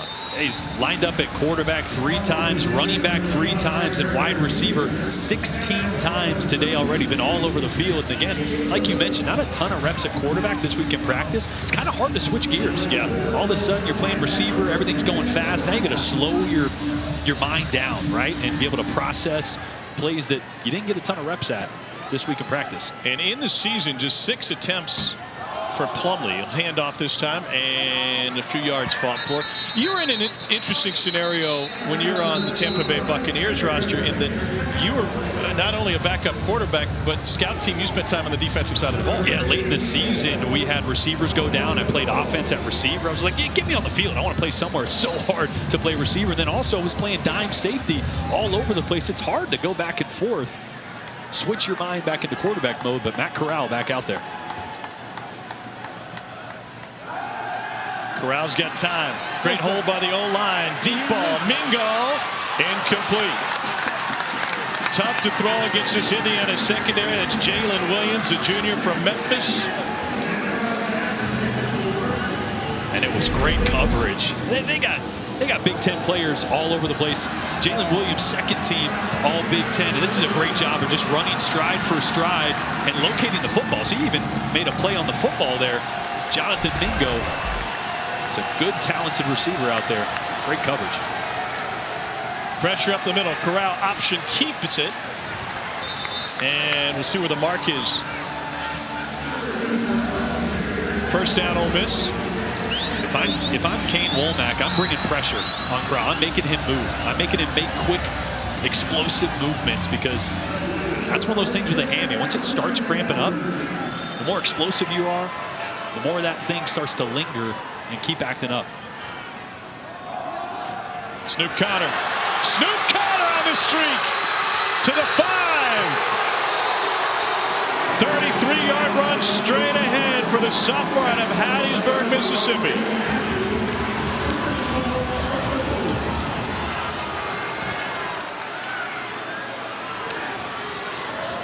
Connor again. Touchdown, Ole Miss.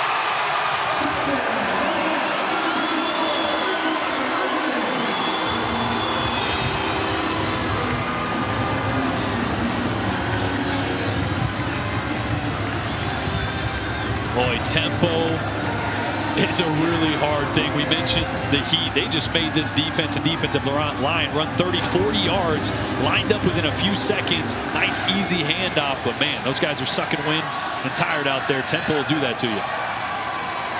Logan for the point after.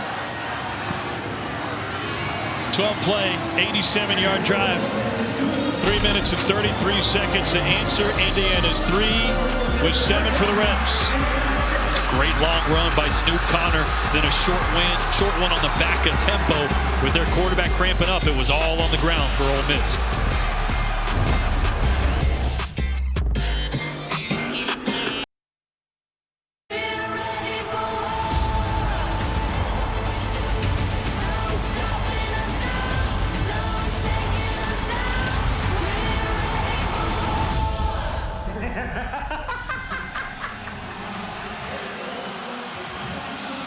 There's a party on the Ole Miss sideline right now. Snoop Connor is the one that's overseeing it.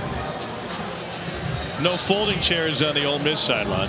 Touchdown run for Connor after 7 during the season. And Ole Miss has a 20-6 lead. Indiana hasn't scored an offensive touchdown in the 2 bowl games they've been in over the last 2 years. A pick 6 last year against Tennessee in the Gator Bowl. But other than that, field goals.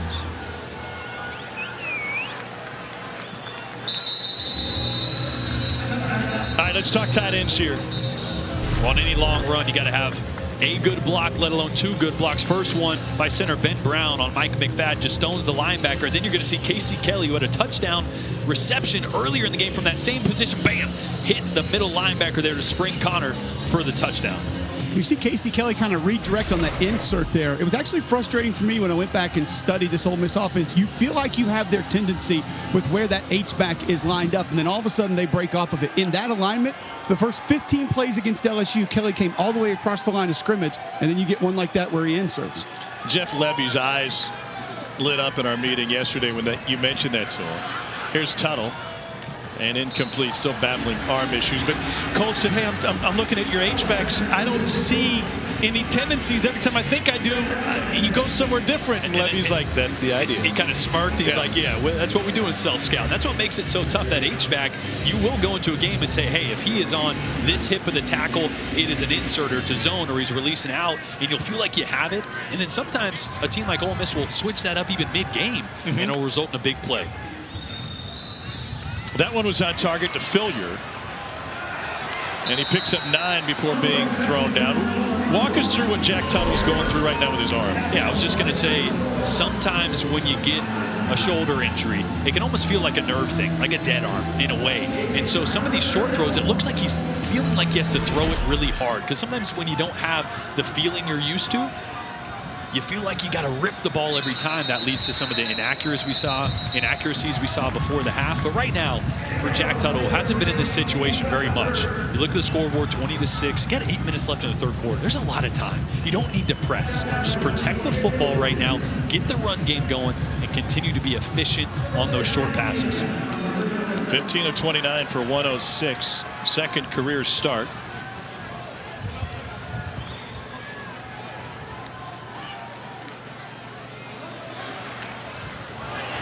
Big hit straight up the middle on a gain of 5 from Tim Baldwin Jr.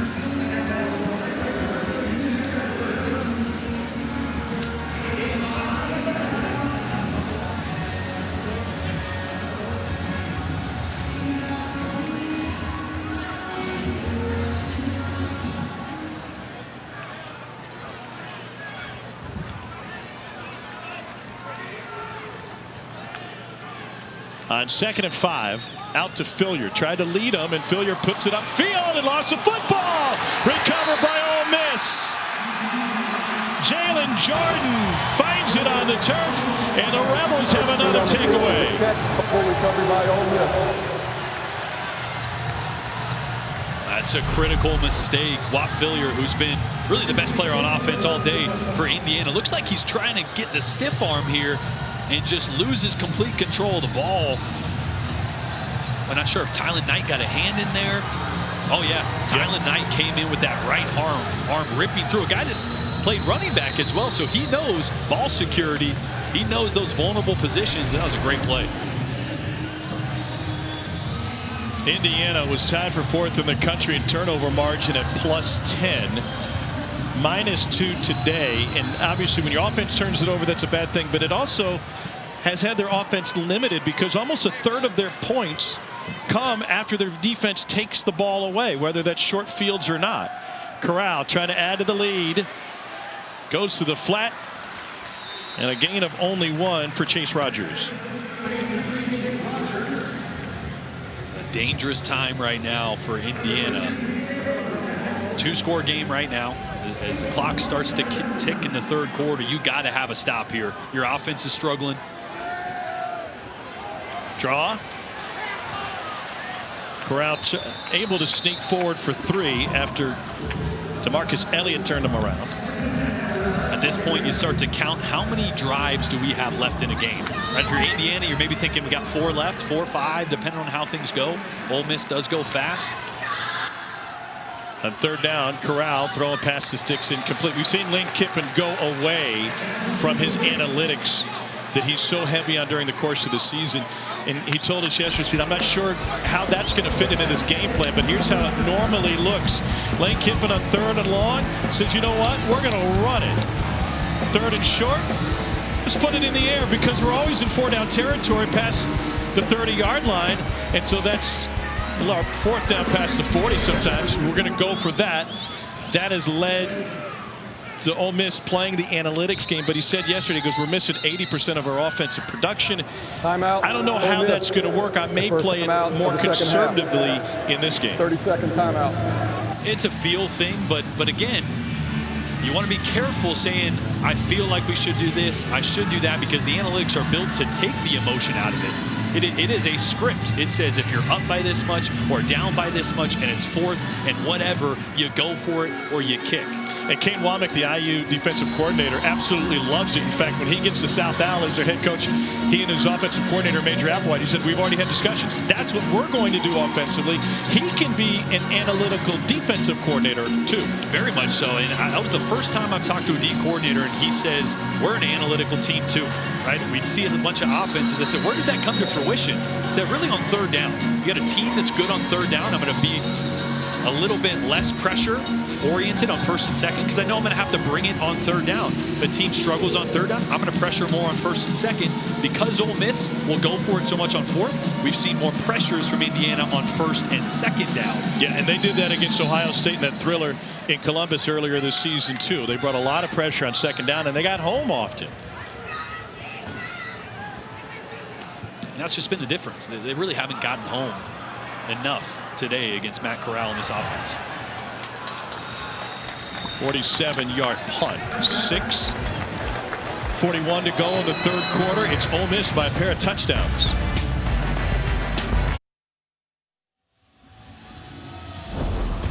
It's what we all expected, right? Ole Miss to come out and be stout and disruptive on defense. No, not really. They haven't done that all year. But today, this defense has played extremely well. They've been opportunistic. They've gotten after Indiana quarterback Jack Tuttle. Haven't given up many explosive plays. Gotten the ball on the ground. That's been the story. I mean, we haven't seen this all year from Ole Miss. But hey, it's not 2020 anymore. 40 points allowed per game, 122nd in the country. Today they've only allowed 6. They flipped the script. Stevie Scott picks up 5 on first down. Cole, what did you see from Jack Tuttle when Indiana was out there on defense? Followed in that entire series. Just wanted to see if anybody from the medical or training staff was taking a look at the arm. He didn't favor the arm, wasn't trying to work it out, nothing like that. Got the third down. He went back over to the O-line pretty violently. Let's go, let's go, let's go. Saying we're going to win this game. We're going to win this game. Trying to rally the guys. It would be a comeback if they're able to do it. Haven't won a bowl since '91, back when Trent Green was the quarterback in Bloomington. 4 yards on that one. That'll set up 3rd and 2.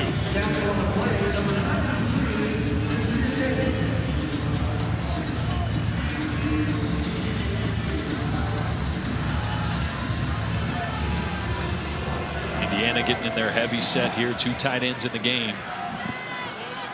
You're going to win this. Got to be able to pick up yards on the ground and first downs on the ground right here. They don't get it there. Only 1, and that will leave 4th and 1. They're going to leave the offense down the field and go for it. You like it? I like it. If you can go with tempo and catch Ole Miss off guard, snap it quickly, quarterback sneak. Tuttle with a shove from the backside. Got some help from Samson James. I love what Jack Tuttle did right there. Me and Cole were talking about this the other day on the quarterback sneak. When you get guys in both A-gaps, everyone's stacking the middle there. 3 guys, center and 2 A-gaps. You got to find the soft spot in the B-gap. Jack Tuttle did a great job of just pausing for a second and shooting to the B-gap to pick that up. A-gap on either side of the center. B-gap 1 over. Fred set it down for the Hoosiers.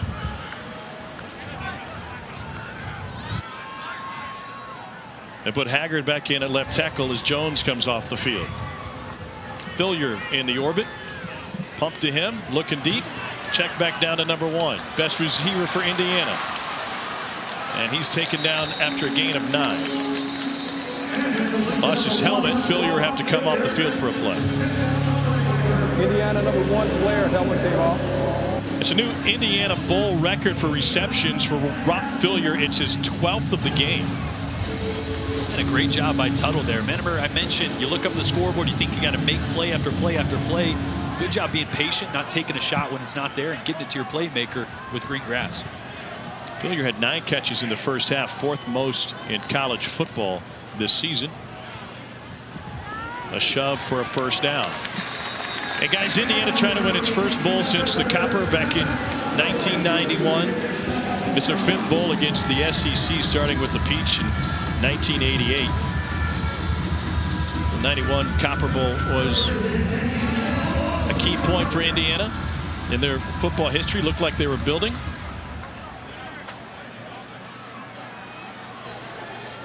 Now Tom Allen's got him in back-to-back bowls for the first time. Here's Fillier trying to cut it back. And he takes it to the 45-yard line. Going to be just good enough for a first down. Let's take you back to the Copper Bowl. Grant Taft was the head coach at Baylor. New Year's Eve, 1991. Trent Green in the beautiful color unis. Crimson head to toe. And Indiana with a little bootleg for Green with the win against Baylor. 24-0. Haven't won a bowl since. Limited opportunities, as you can imagine.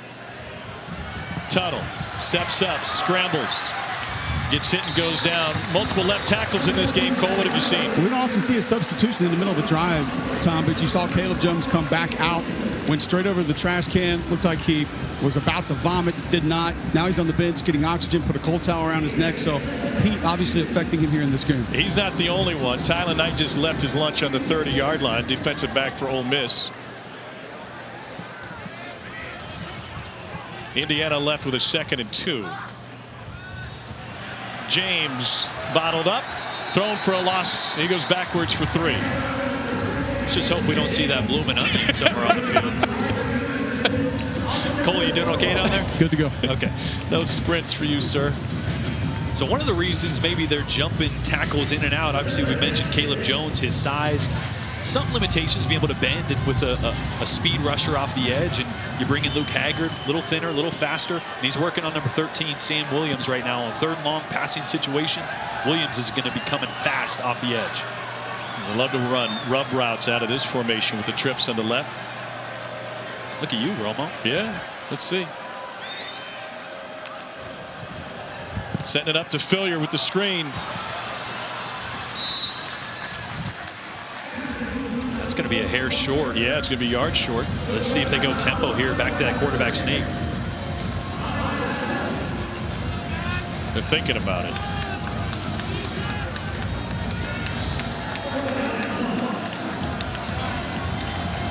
Just outside of a yard to gain to keep this drive alive.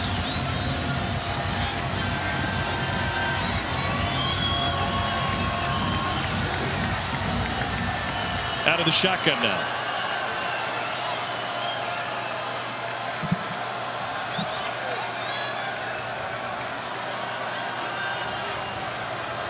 Play clock winding down. Here's Scott. 1st down, couple yards more. Pickup of 3. These are the last 2 bowl games today. They're on ESPN and the app. 4 Eastern, 1 Pacific. Number 25, Oregon, battling number 10, Iowa State, the PlayStation Fiesta Bowl. Then it's 5th-ranked Texas A&M and number 13, North Carolina, the Capital One Orange Bowl at Hard Rock Stadium. At some point, I feel like you got to test them deep with Freifogel. Nothing but good things have happened, even if it's an incompletion. I've got a couple pass interference calls on the outside. Looking for him deep. Now inside receiver, comeback incomplete. Miles Marshall, the intended receiver. Tuttle shaking that arm again. Yeah, and he was just a hair late on it too. He was looking outside for Freifogel first. That corner you see on the right side was over the top, so he comes inside and just a hair too late, and you can tell maybe not the same velocity he's used to having on those throws. When he signed with Utah, he was the highest rated quarterback in school history. Transferred into Indiana, 2nd start here today. Stevie Scott finds the edge, gets it, blocking down the sideline. Scott scampers out of bounds at the 12-yard line. It's a 21-yard run. Boy, that's a great job by Nick Sheridan on creating an opening and creating leverage issues with the formation. They stacked everybody into the boundary, and look at the space that's created at the top of the screen there. The force guy is playing 10 yards off the ball, and the tight end has an easy block. It's a great job by Sheridan. Longest play of the game. Now Mex up on the mesh, and Tuttle flips down for a gain of 9. 3rd quarter is going to come to an end with Indiana seizing momentum behind a battle-tested quarterback, at least on the injury front. Tuttle trying to grit his way through an Indiana comeback. Number 11, Hoosiers trail by 2 touchdowns as we head to the 4th quarter.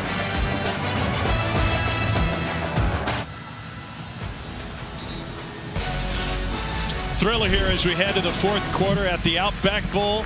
It's a 20-6 lead for Ole Miss, but Indiana knocking on the door. Tom Hart, Jordan Rogers. Jack Tuttle's giving IU everything he can so far in this one. What do they need to do? Yeah, he's gutting it out. They have to convert for a touchdown here, and they got to continue to have success on the ground, double their production from the first half in that quarter already. Tuttle has relied on Fillier. 14 of his completions are there, and now they'll go Wildcat here. Stevie Scott takes a snap straight ahead over the goal line and in. Touchdown, Indiana on a Wildcat.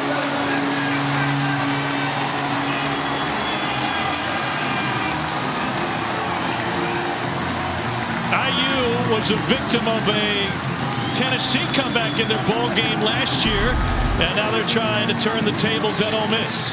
Yeah, I love the play call. Wildcat, get physical, get an extra blocker at point of attack. Really well-called drive by offensive coordinator Nick Sheridan. A couple creative ways to open up big runs for Indiana. A 15-play, 80-yard drive. Point after is good. We've got a touchdown game just 4 seconds into the fourth quarter. And now let's take a look at the Bowl Challenge Cup standings, brought to you by Progressive. Big 12 undefeated, 4-0 thus far. Big 10 3-0. Another win for the Big 10 would have Ohio State taking home a national title. That's what happened last time they faced Alabama. Cardell Jones, Ezekiel Elliott beat him in the first round of the playoffs that year. We opened this broadcast talking about the importance of this game to Indiana and how Tom Allen has been stressing the importance of it to his team as they get ready for the bowl. Talking to folks around their program, the practices and the band for excellence has felt like a Super Bowl, like it's the biggest game in Indiana history. And I mentioned at the beginning of the broadcast the one more, no more. Yeah, there's a lot of excuses out there. Get your backup quarterback in. He's banged up. He could go in one of different ways, a million different ways, talking about why you're where you are in this game, but it doesn't matter. One more, no more. This team has been built to finish. They've upgraded. Now 2 folding chairs on the Indiana sideline as part of the dance mob. Pretty soon, someone's going to have a couple Gatorades and they're chugging it. Little Steve Austin down there. No return. Tom Allen's got a card in his office that illustrates how close they were to beating Tennessee last year. He said the opening win against Penn State, in which they came back down 8, minute 42 to go. Michael Penix Jr. led him on a game-tying drive, then won it in overtime. He said that one play was the difference for our program, gave us the confidence that we needed. And it's been a season of records for Indiana.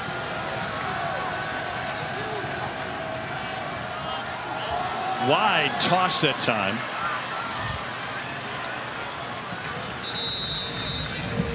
And a pickup of 7. The success the last 2 seasons for Indiana has been absolutely remarkable.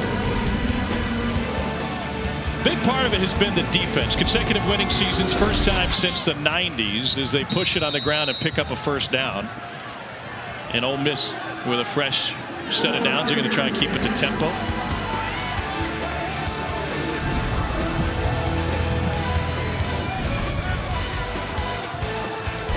Back-to-back bowl appearances. Only 3 bowls in the previous quarter century for Indiana. Ole Miss cares not for our graphics package. The Rebels trying to go tempo and just keep things moving. Pickup of 2 that time for Henry Parrish Jr. But to summarize, this is an Indiana team that is on the climb, and if it wasn't for the Big Ten remaking their rules on the fly, they would have had an opportunity to play in the Big Ten title game. Yeah, and you mentioned the Penn State win. Sometimes it's moments like that that really galvanize a football team. Deep out, complete. Dontario Drummond, first down. Ole Miss, a pickup of 27. And help them turn the corner on the confidence they need. They're going to need that confidence down the stretch, and they're going to need to find a way to slow down Matt Corral. I wonder if Kane Womack, defensive coordinator for Indiana, starts coming back to some of the pressures. Force the issue a little bit here in the fourth quarter. Indiana late getting a man off the field. Parrish turns it upfield, and he's got a 12-yard run on first down. Indiana trying to run subs in and out. Defense, more than 11 players on the field. That penalties decline, result of the play. First down. And timeout, injured Indiana player. Javon Swan, grad transfer from Stanford, is slow to get up. Ole Miss on the move again, trying to answer the Indiana touchdown with one of their own. I've had 17 of these. Welcome back to the Outback Bowl as part of Capital One Bowl Mania. Tom Hart, Jordan Rogers, Cole Kubelik. That awaits the winner. No on-field trophy ceremony. It'll go straight to the locker room for the winning team.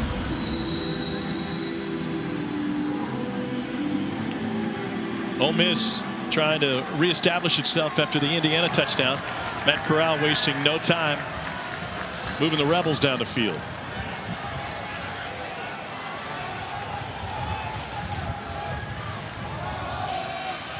Back on the ground to Henry Parrish Jr., who picks up 4. No Jerry and Ely in this game for Ole Miss. Their starting running back, who's gone for 9 touchdowns and leads them in yards. No Elijah Moore, no Braylon Sanders, no Kenny Yeboah, all leaders at their positions for the Rebels this season. Very slow developing play and nowhere to go for Snoop Connor. And a heck of a play by Micah McFadden. The biggest neck circumference on the field. That man is built to play linebacker. It was a great play to get through here. The field outside of Tequila Spikes, maybe in the country. Yeah, you're right. Played his high school ball about 4 miles south of here at Plant High School in Tampa. Gave us Pete Alonso, Gallagher. That's varied. Here's Connor again. Picks up just a yard.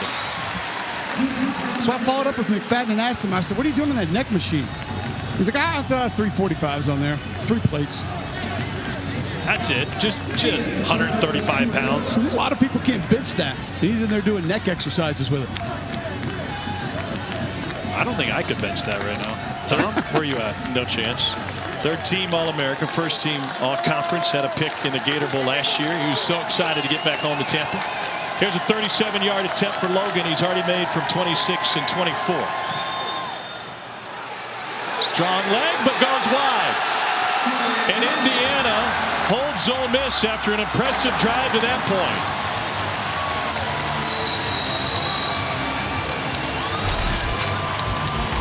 Here we go.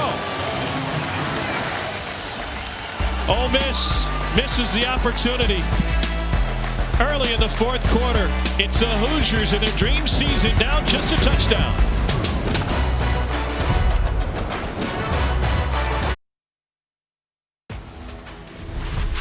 The Outback Bowl on ABC is brought to you by Outback Steakhouse and in part by Mercari.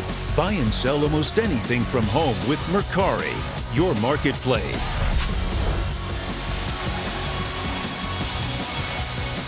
Speaking of next, David Pollock look in there. He was up early after a late night. Sports Center this morning. Outback Bowl continues. Indiana down a touchdown. Here's Fillier again. 15th catch of the night. Let's get you to the studio, Matt Berry.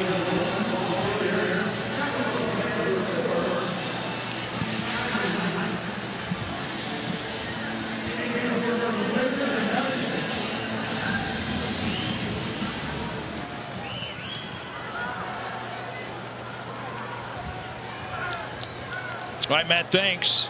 And right now, the TaxSlayer Gator Bowl, Kentucky up on NC State 23-14, trying to put the finishing touches on the pack. Tuttle steps up. Here's Stevie Scott in an Indiana first down. 14 yards. Caleb Jones back in at left tackle. The door continues to revolve.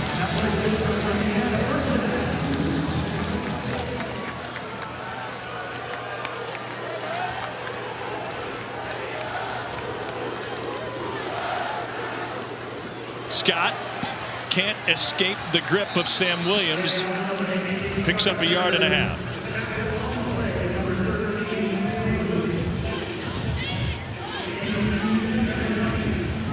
I mean, you'd think at this point that you'd say Ole Miss has got to have all their attention on Whop Fillier. Maybe you go somewhere else, but if it ain't broke, don't fix it, right? Your only goal right now is to move the sticks. You can't get 6 points all in one play, so keep chipping away if you're Jack Tuttle and offensive coordinator Nick Sheridan. We've illustrated Ole Miss's struggles on defense through the course of the season. They've been especially vulnerable in the 4th quarter. 4th most points allowed in the 4th quarter in the FBS this year. Incomplete. Bounced right off Scott's hands. Ole Miss trails only Arkansas State, North Texas, and Florida in 4th quarter points allowed this year.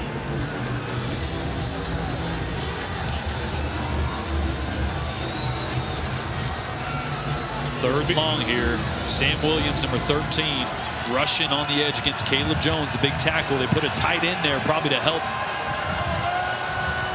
Oh, no, they moved him. He's one-on-one on the edge there.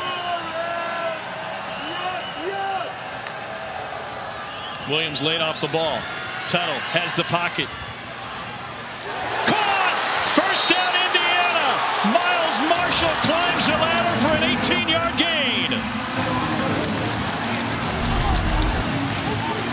Boy, Miles Marshall, this is a heck of a catch. Two guys in one spot. Probably one of them's wrong. And Marshall, who dropped a wide-open touchdown against Wisconsin, probably would have been a 50-yard touchdown, making up for it there with a huge grab. No matter who was wrong, Marshall looks right. Tuttle looking for Freifogel. A bump and a flag. Pass interference on Ole Miss. Miles battle flagged. Pass interference. Defense, number 6. 15-yard penalty. Automatic first down. I'll tell you what, it's like clockwork. There haven't been many completions down the sideline to Freifogel, but there's been a lot of pass interference calls that have been generated the last 2 games for Indiana. On this one, yeah, little tug and the feet get crossed there with Miles Battle, who used to be a wide receiver. Here's Baldwin. He picks up 9. Cole, Ole Miss looking winded on the defensive side. A lot of hands on hips, a lot of players bent over. I mean, both sides, Tom, obviously. Caleb Jones is back out getting oxygen on the sideline again. I think every lineman that's in this game, one way or the other, looks dead. Yeah, so Luke Hager back at left tackle. Freifogel in zone, just beyond his reach. Coverage that time by Battle.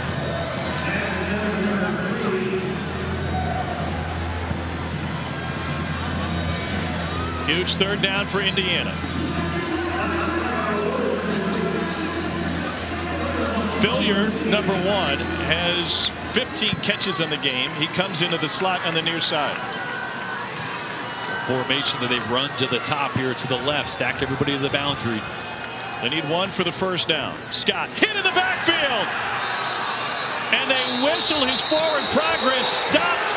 And that'll be short of the first down. ACC crew sounded like an early whistle. Jaquez Jones with a huge stop there. As I said, that's a formation. They've ran that same play out of a couple times. They've had some success, but look at Jones off the edge. I don't know if they should have blown it that early.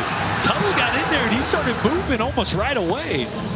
Either way, look at this.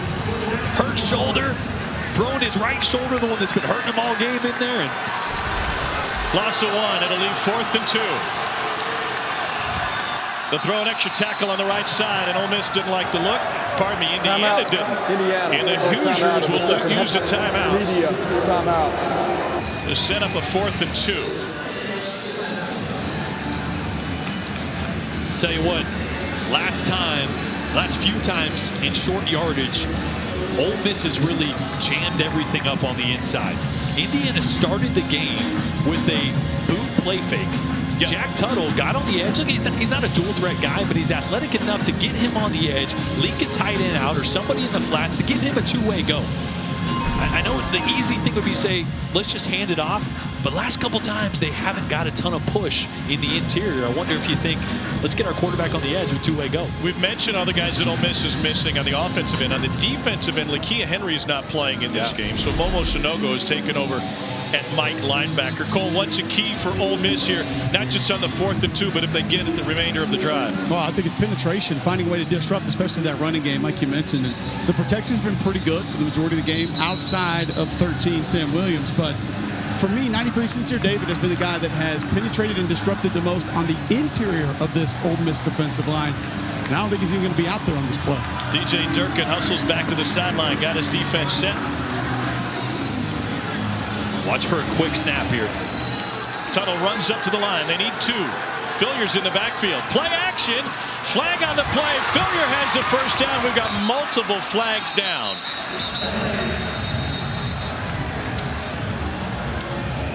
Ole Miss had 12 men on the field coming off the sideline. It's a bold move, Cott. Usually doesn't work. Defense, more than 11 players on the field. After a timeout. Result in the play. First down. You can't have that. I was talking about a play action, getting him outside the pocket. Similar concept here. You go hard play action to sell the power to the right, and you leak the tight end. Look at the tight end. Yeah, I mean, you're never going to fault a quarterback for taking the easy throw in the flats, but you had a tight end there for a touchdown. 4th down conversion now to the shotgun.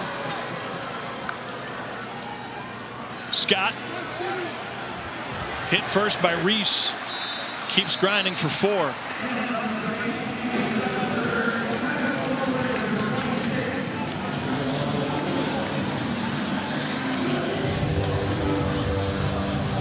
Indiana can get a first down without a touchdown. It's 2nd and 6 from the 7.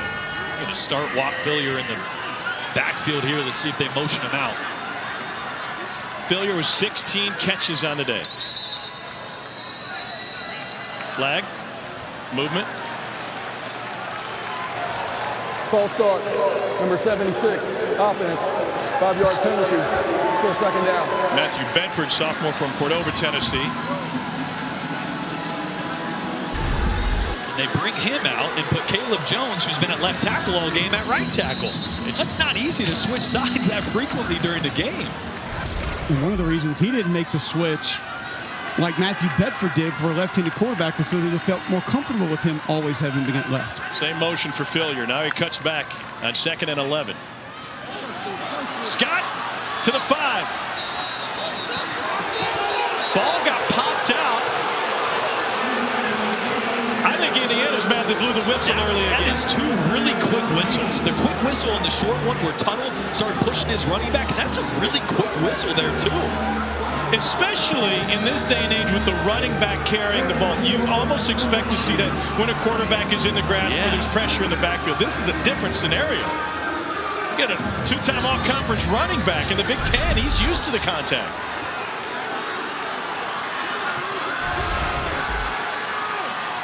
They stood him up, stopped him, 3rd down.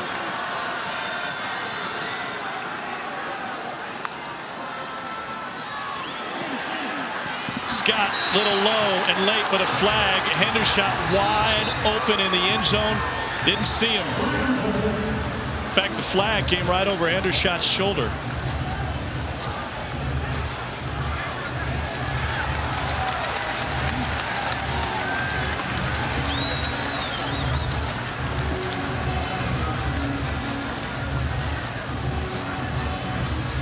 Five-yard penalty would give Indiana first down.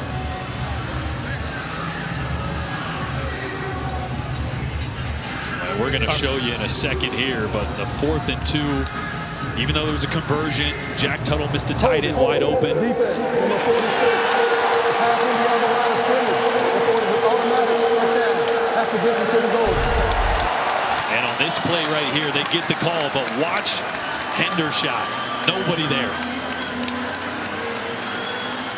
And it's tough for backup quarterbacks to play. They've probably repped it every time they've said it's going to go here. The running back's been open. Tuttle splits out wide. It's Scott to take the snap. Straight ahead. Touchdown! Indiana from 2 yards out.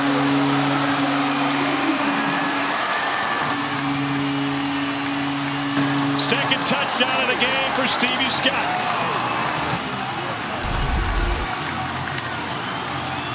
Go back to the Wildcat down on the goal line. But I tell you what, that's an answer. That is finishing for Indiana. Something that Tom Allen, their head coach, continues to preach. Be able to finish late in games, and when they needed it, that is a huge drive by this offense that struggled all day. Charles Campbell to tie it.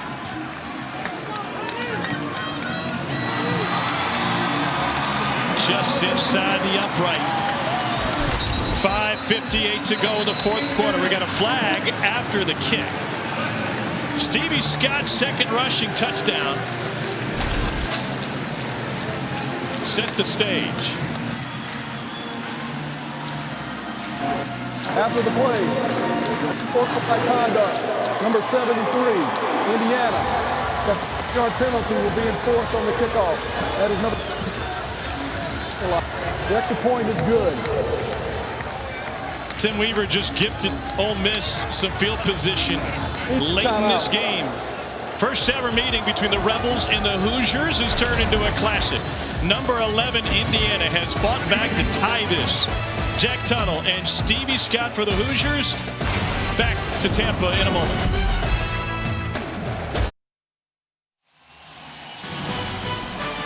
On Monday, January 11th, we are blowing out our broadcast of the College Football National Championship presented by AT&T. We call it a mega cast. We'll have you covered from every platform, TV, radio, and digital. So many ways to watch and listen to the biggest game of the year. Pull up a chair. Or if you're an Indiana player, put it above your head.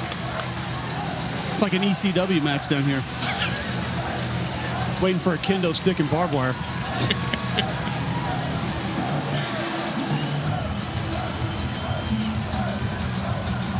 I mean, it kind of goes with the mullet haircuts all over the sideline too, you know.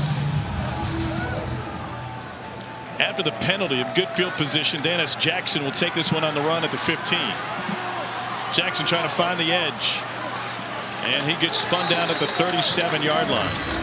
5:51 remaining. What's Matt Corral thinking in terms of what they can execute here? Well, I think it's status quo, right? They've done a good job of moving the football, but it's protecting the football. We talked about it earlier in the game for Matt Corral. He's either been really hot and careful with the football, or there's been times he's had a propensity to turn it over. Right now, don't force. Can't force throws that aren't there. Keep taking what Indiana is giving you. They've played over the top, and he's done a good job so far of taking the easy throws. They'll switch and bring Plumlee in. Corral now in the slot. And Henry Parrish Jr. earns 3.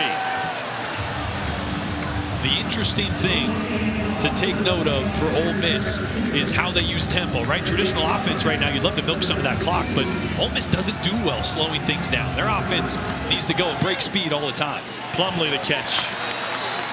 A quarterback until today, filling in with the depleted wide receiving core. And then quick tempo. Hasn't taken much off the clock, and now Ole Miss looking at a huge third down. Keep an eye on pressure up the middle from Indiana. Here it comes to the slant. Plumlee's got it, and a flag. A first down if it stands.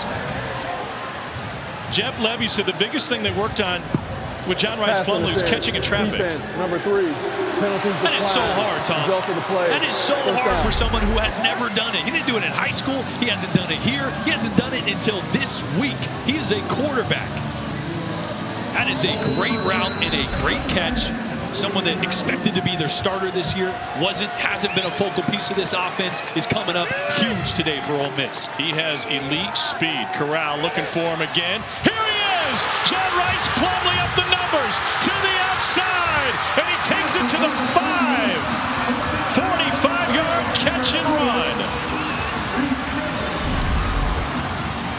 The play design, hard play action, gets all those linebackers to look at Matt Corral, and you slip Plumlee with the speed right past him.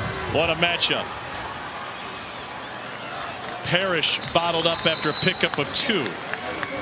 I mean, this was what I was saying about milking the clock, right? You don't if you're Ole Miss, but still a lot of time on this clock. They need to punch this one in, and Indiana will still have a shot if they do. A lot of things they do will be thought of as non-traditional, maybe 10 years ago. Play action, Corral fires. That is caught in the end zone for an Ole Miss touchdown. Threading the needle to Ontario Drummond.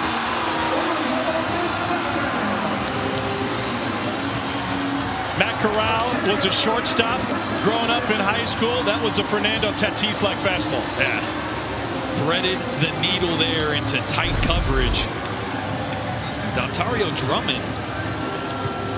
Let's see if he had possession while he's still over the line here. Bobbles it a little bit there. It's tough to tell when he gains that possession. Not sure if they're going to take a look at this. Haven't buzzed down yet. Still haven't. Kick is away. And it's wide right. Wow. The door is open for Indiana.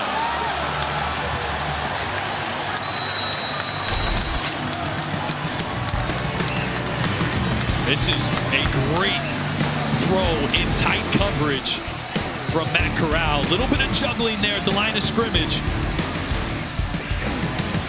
But a touchdown nonetheless, and then a big miss for Ole Miss, and the door open for Indiana, who's going to have a shot when we come back.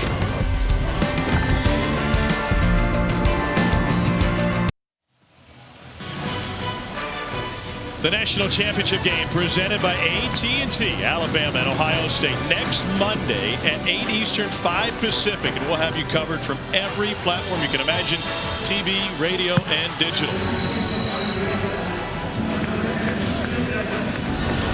Third missed extra point of the season for Luke Logan, and SEC worse has left the door open for Indiana. Ole Miss leading by 6 with 4:12 remaining. Fair catch taken by Ellis. Let's take a look at today's Players Spotlight, brought to you by Macari. And what a day for Rob Fillier, a Big Ten bowl record and an IU record, 16 receptions.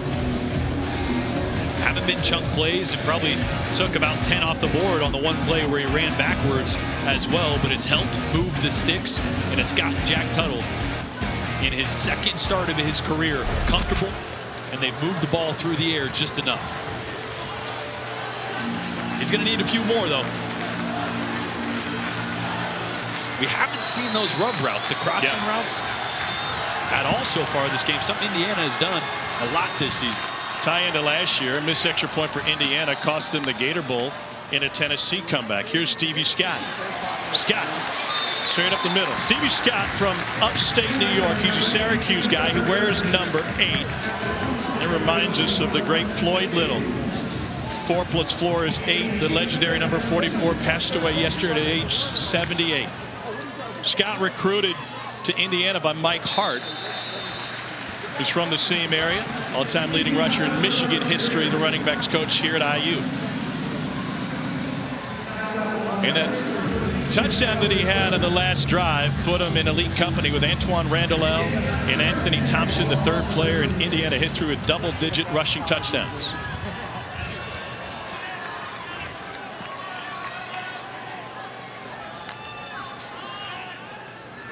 Out to Fillier.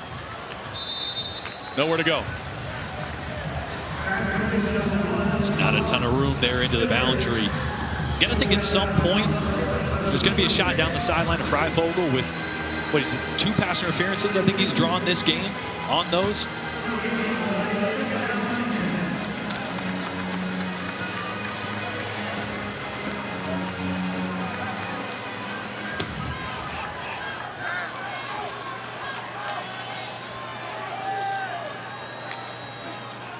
Three minutes to go in regulation. Tuttle, crossing route. There's Ellis trying to get all the way across the field. He's got an Indiana first down and a few more into Ole Miss territory on a gain of 18. Another really good play design here by Nick Sheridan. Freifogel actually running up the seam, takes a linebacker and a safety with him, which opens up that vacancy underneath for a big gain on an easy throw for Jack Tuttle.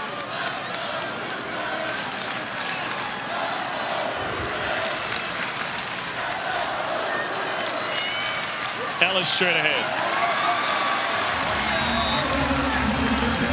Fans tune in to the ESPN app for the Capital One host game immediately following the game.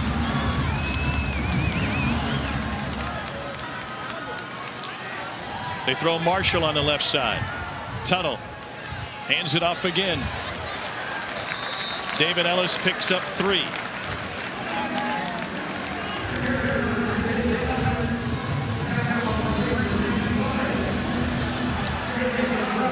Under 2 minutes to go.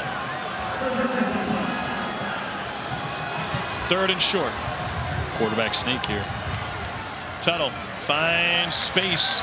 Just like you said on the previous one, able to move down the line to find a soft spot. Yeah, a lot of times guys just want to go straight as quick as possible, but oftentimes there's gaps in the B gap, sometimes even C gap if you get over there. And you saw they offset the running back almost to the C gap there to help block for Tuttle. Indiana changed left tackles again in the middle of this drive. The Caleb Jones letting some go on the sideline right now. Here's Fillier on the reception. Hit immediately. Taken down before getting out of bounds. And timeout will have to use a timeout after a loss of 2. 1:18 remaining. That's the second timeout. Tyler Knight with a big play there. Knight forced the fumble earlier in the game. That time broke on that little slip screen that Indiana keeps coming back to, like going bunching to the boundary. Easy throw for Tuttle, but there's just not a lot of space to operate over there. And Tyler Knight read that one really easily.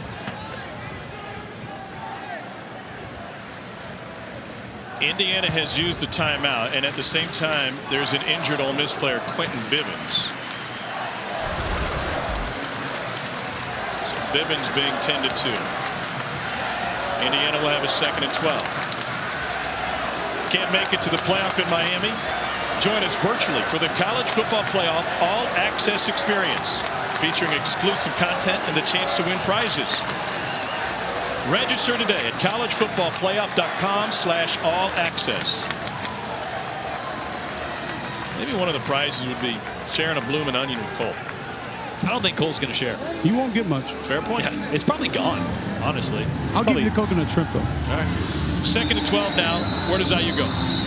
I think you got to find space for Watt Fillier, but not on those slip screens we've been seeing towards the side. I like when they work him up on those option routes. Out of a 3-receiver set, you're going to see one to the boundary here. They got a new left tackle and a new right guard now. I think those boys are winded up front. I believe so.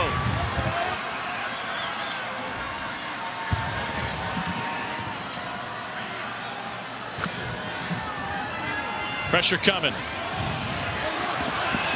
Nowhere to go.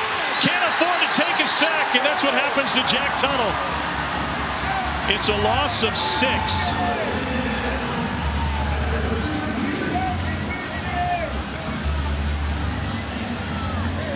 This is just inexperience, right? You don't have a ton of starts under your belt. One thing you can't afford to do is take a sack, turn a bad play into a negative play. Ball's got to come out, whether it's a throwaway, anything except that.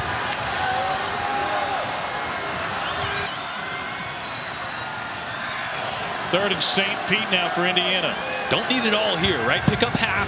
You can go for it on 4th.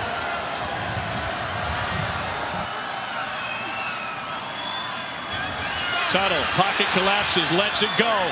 Got a man. Jump ball incomplete. And the season comes down to a 4th and 18 for Indiana.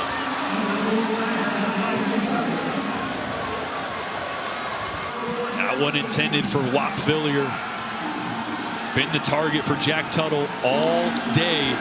But here on 4th down, with the season on the line, I gotta think Ty Freifogel is gonna get a ball in his direction at the bottom of the screen right here. That's the jump ball guy I'd go to. He's matched up with Keaton Smith, who's already been flagged for PI twice in this game.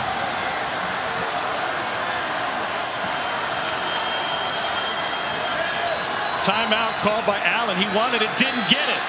Tuttle in the grasp, incomplete. Tom Allen was racing down the sideline to try and stop the clock before the snap. The officials didn't give him the timeout. And Ole Miss, with the pressure, forces a turnover on downs.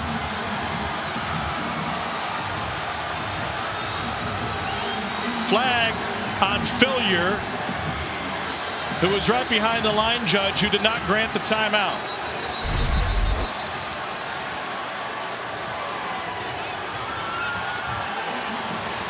See Tom Allen here at the bottom of the screen. Unsportsmanlike conduct.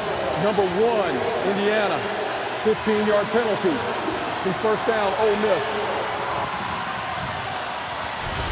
The line judge, same one who had a couple early whistles on that previous Indiana drive. He didn't blow his whistle then. It was bang, bang. It was right at that moment as the ball was being snapped off. Yeah, I mean, he came from distance. If he was closer to the ref, maybe he gets in his peripheral. But right there, the ref's got to have his eyes downfield on the line of scrimmage. Yeah, tough break for Indiana. Ole Miss will slow the tempo. Indiana has one timeout remaining. It was indeed a magical season for Indiana. On the other side for Ole Miss, what a building block for Lane Kiffin. New contract, or extension of it at least this morning, with his dad in the stands watching. where he made history with the Tampa Bay Buccaneers. Lane Kiffin and Ole Miss are going to get an Outback Bowl victory. And what a credit to Matt Corral and Lane Kiffin and Jeff Levy. They had 75% of their offensive production out today. Their superstars were out, and they still were able to generate almost 500 yards of total offense against a really good Indiana defense. Matt Corral, the California kid, was so happy to come to Florida with the sunshine. A comfortable trip for him, and he's today's Capital One Player of the Game. With a bunch of second stringers, really, he throws for 342 and a couple of touchdowns. And Lane Kiffin and Ole Miss knock off Indiana 26-20.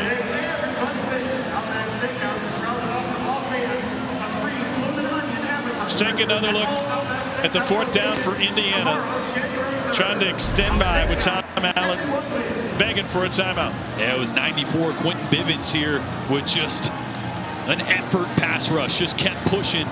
Finally got home to Jack Tuttle. Boy, he fought hard all day. And only his second start ever. But credit to Lane Kiffin and Ole Miss for finishing the season on a high note. Rebels defense much maligned all season. They allow only 20 in this one.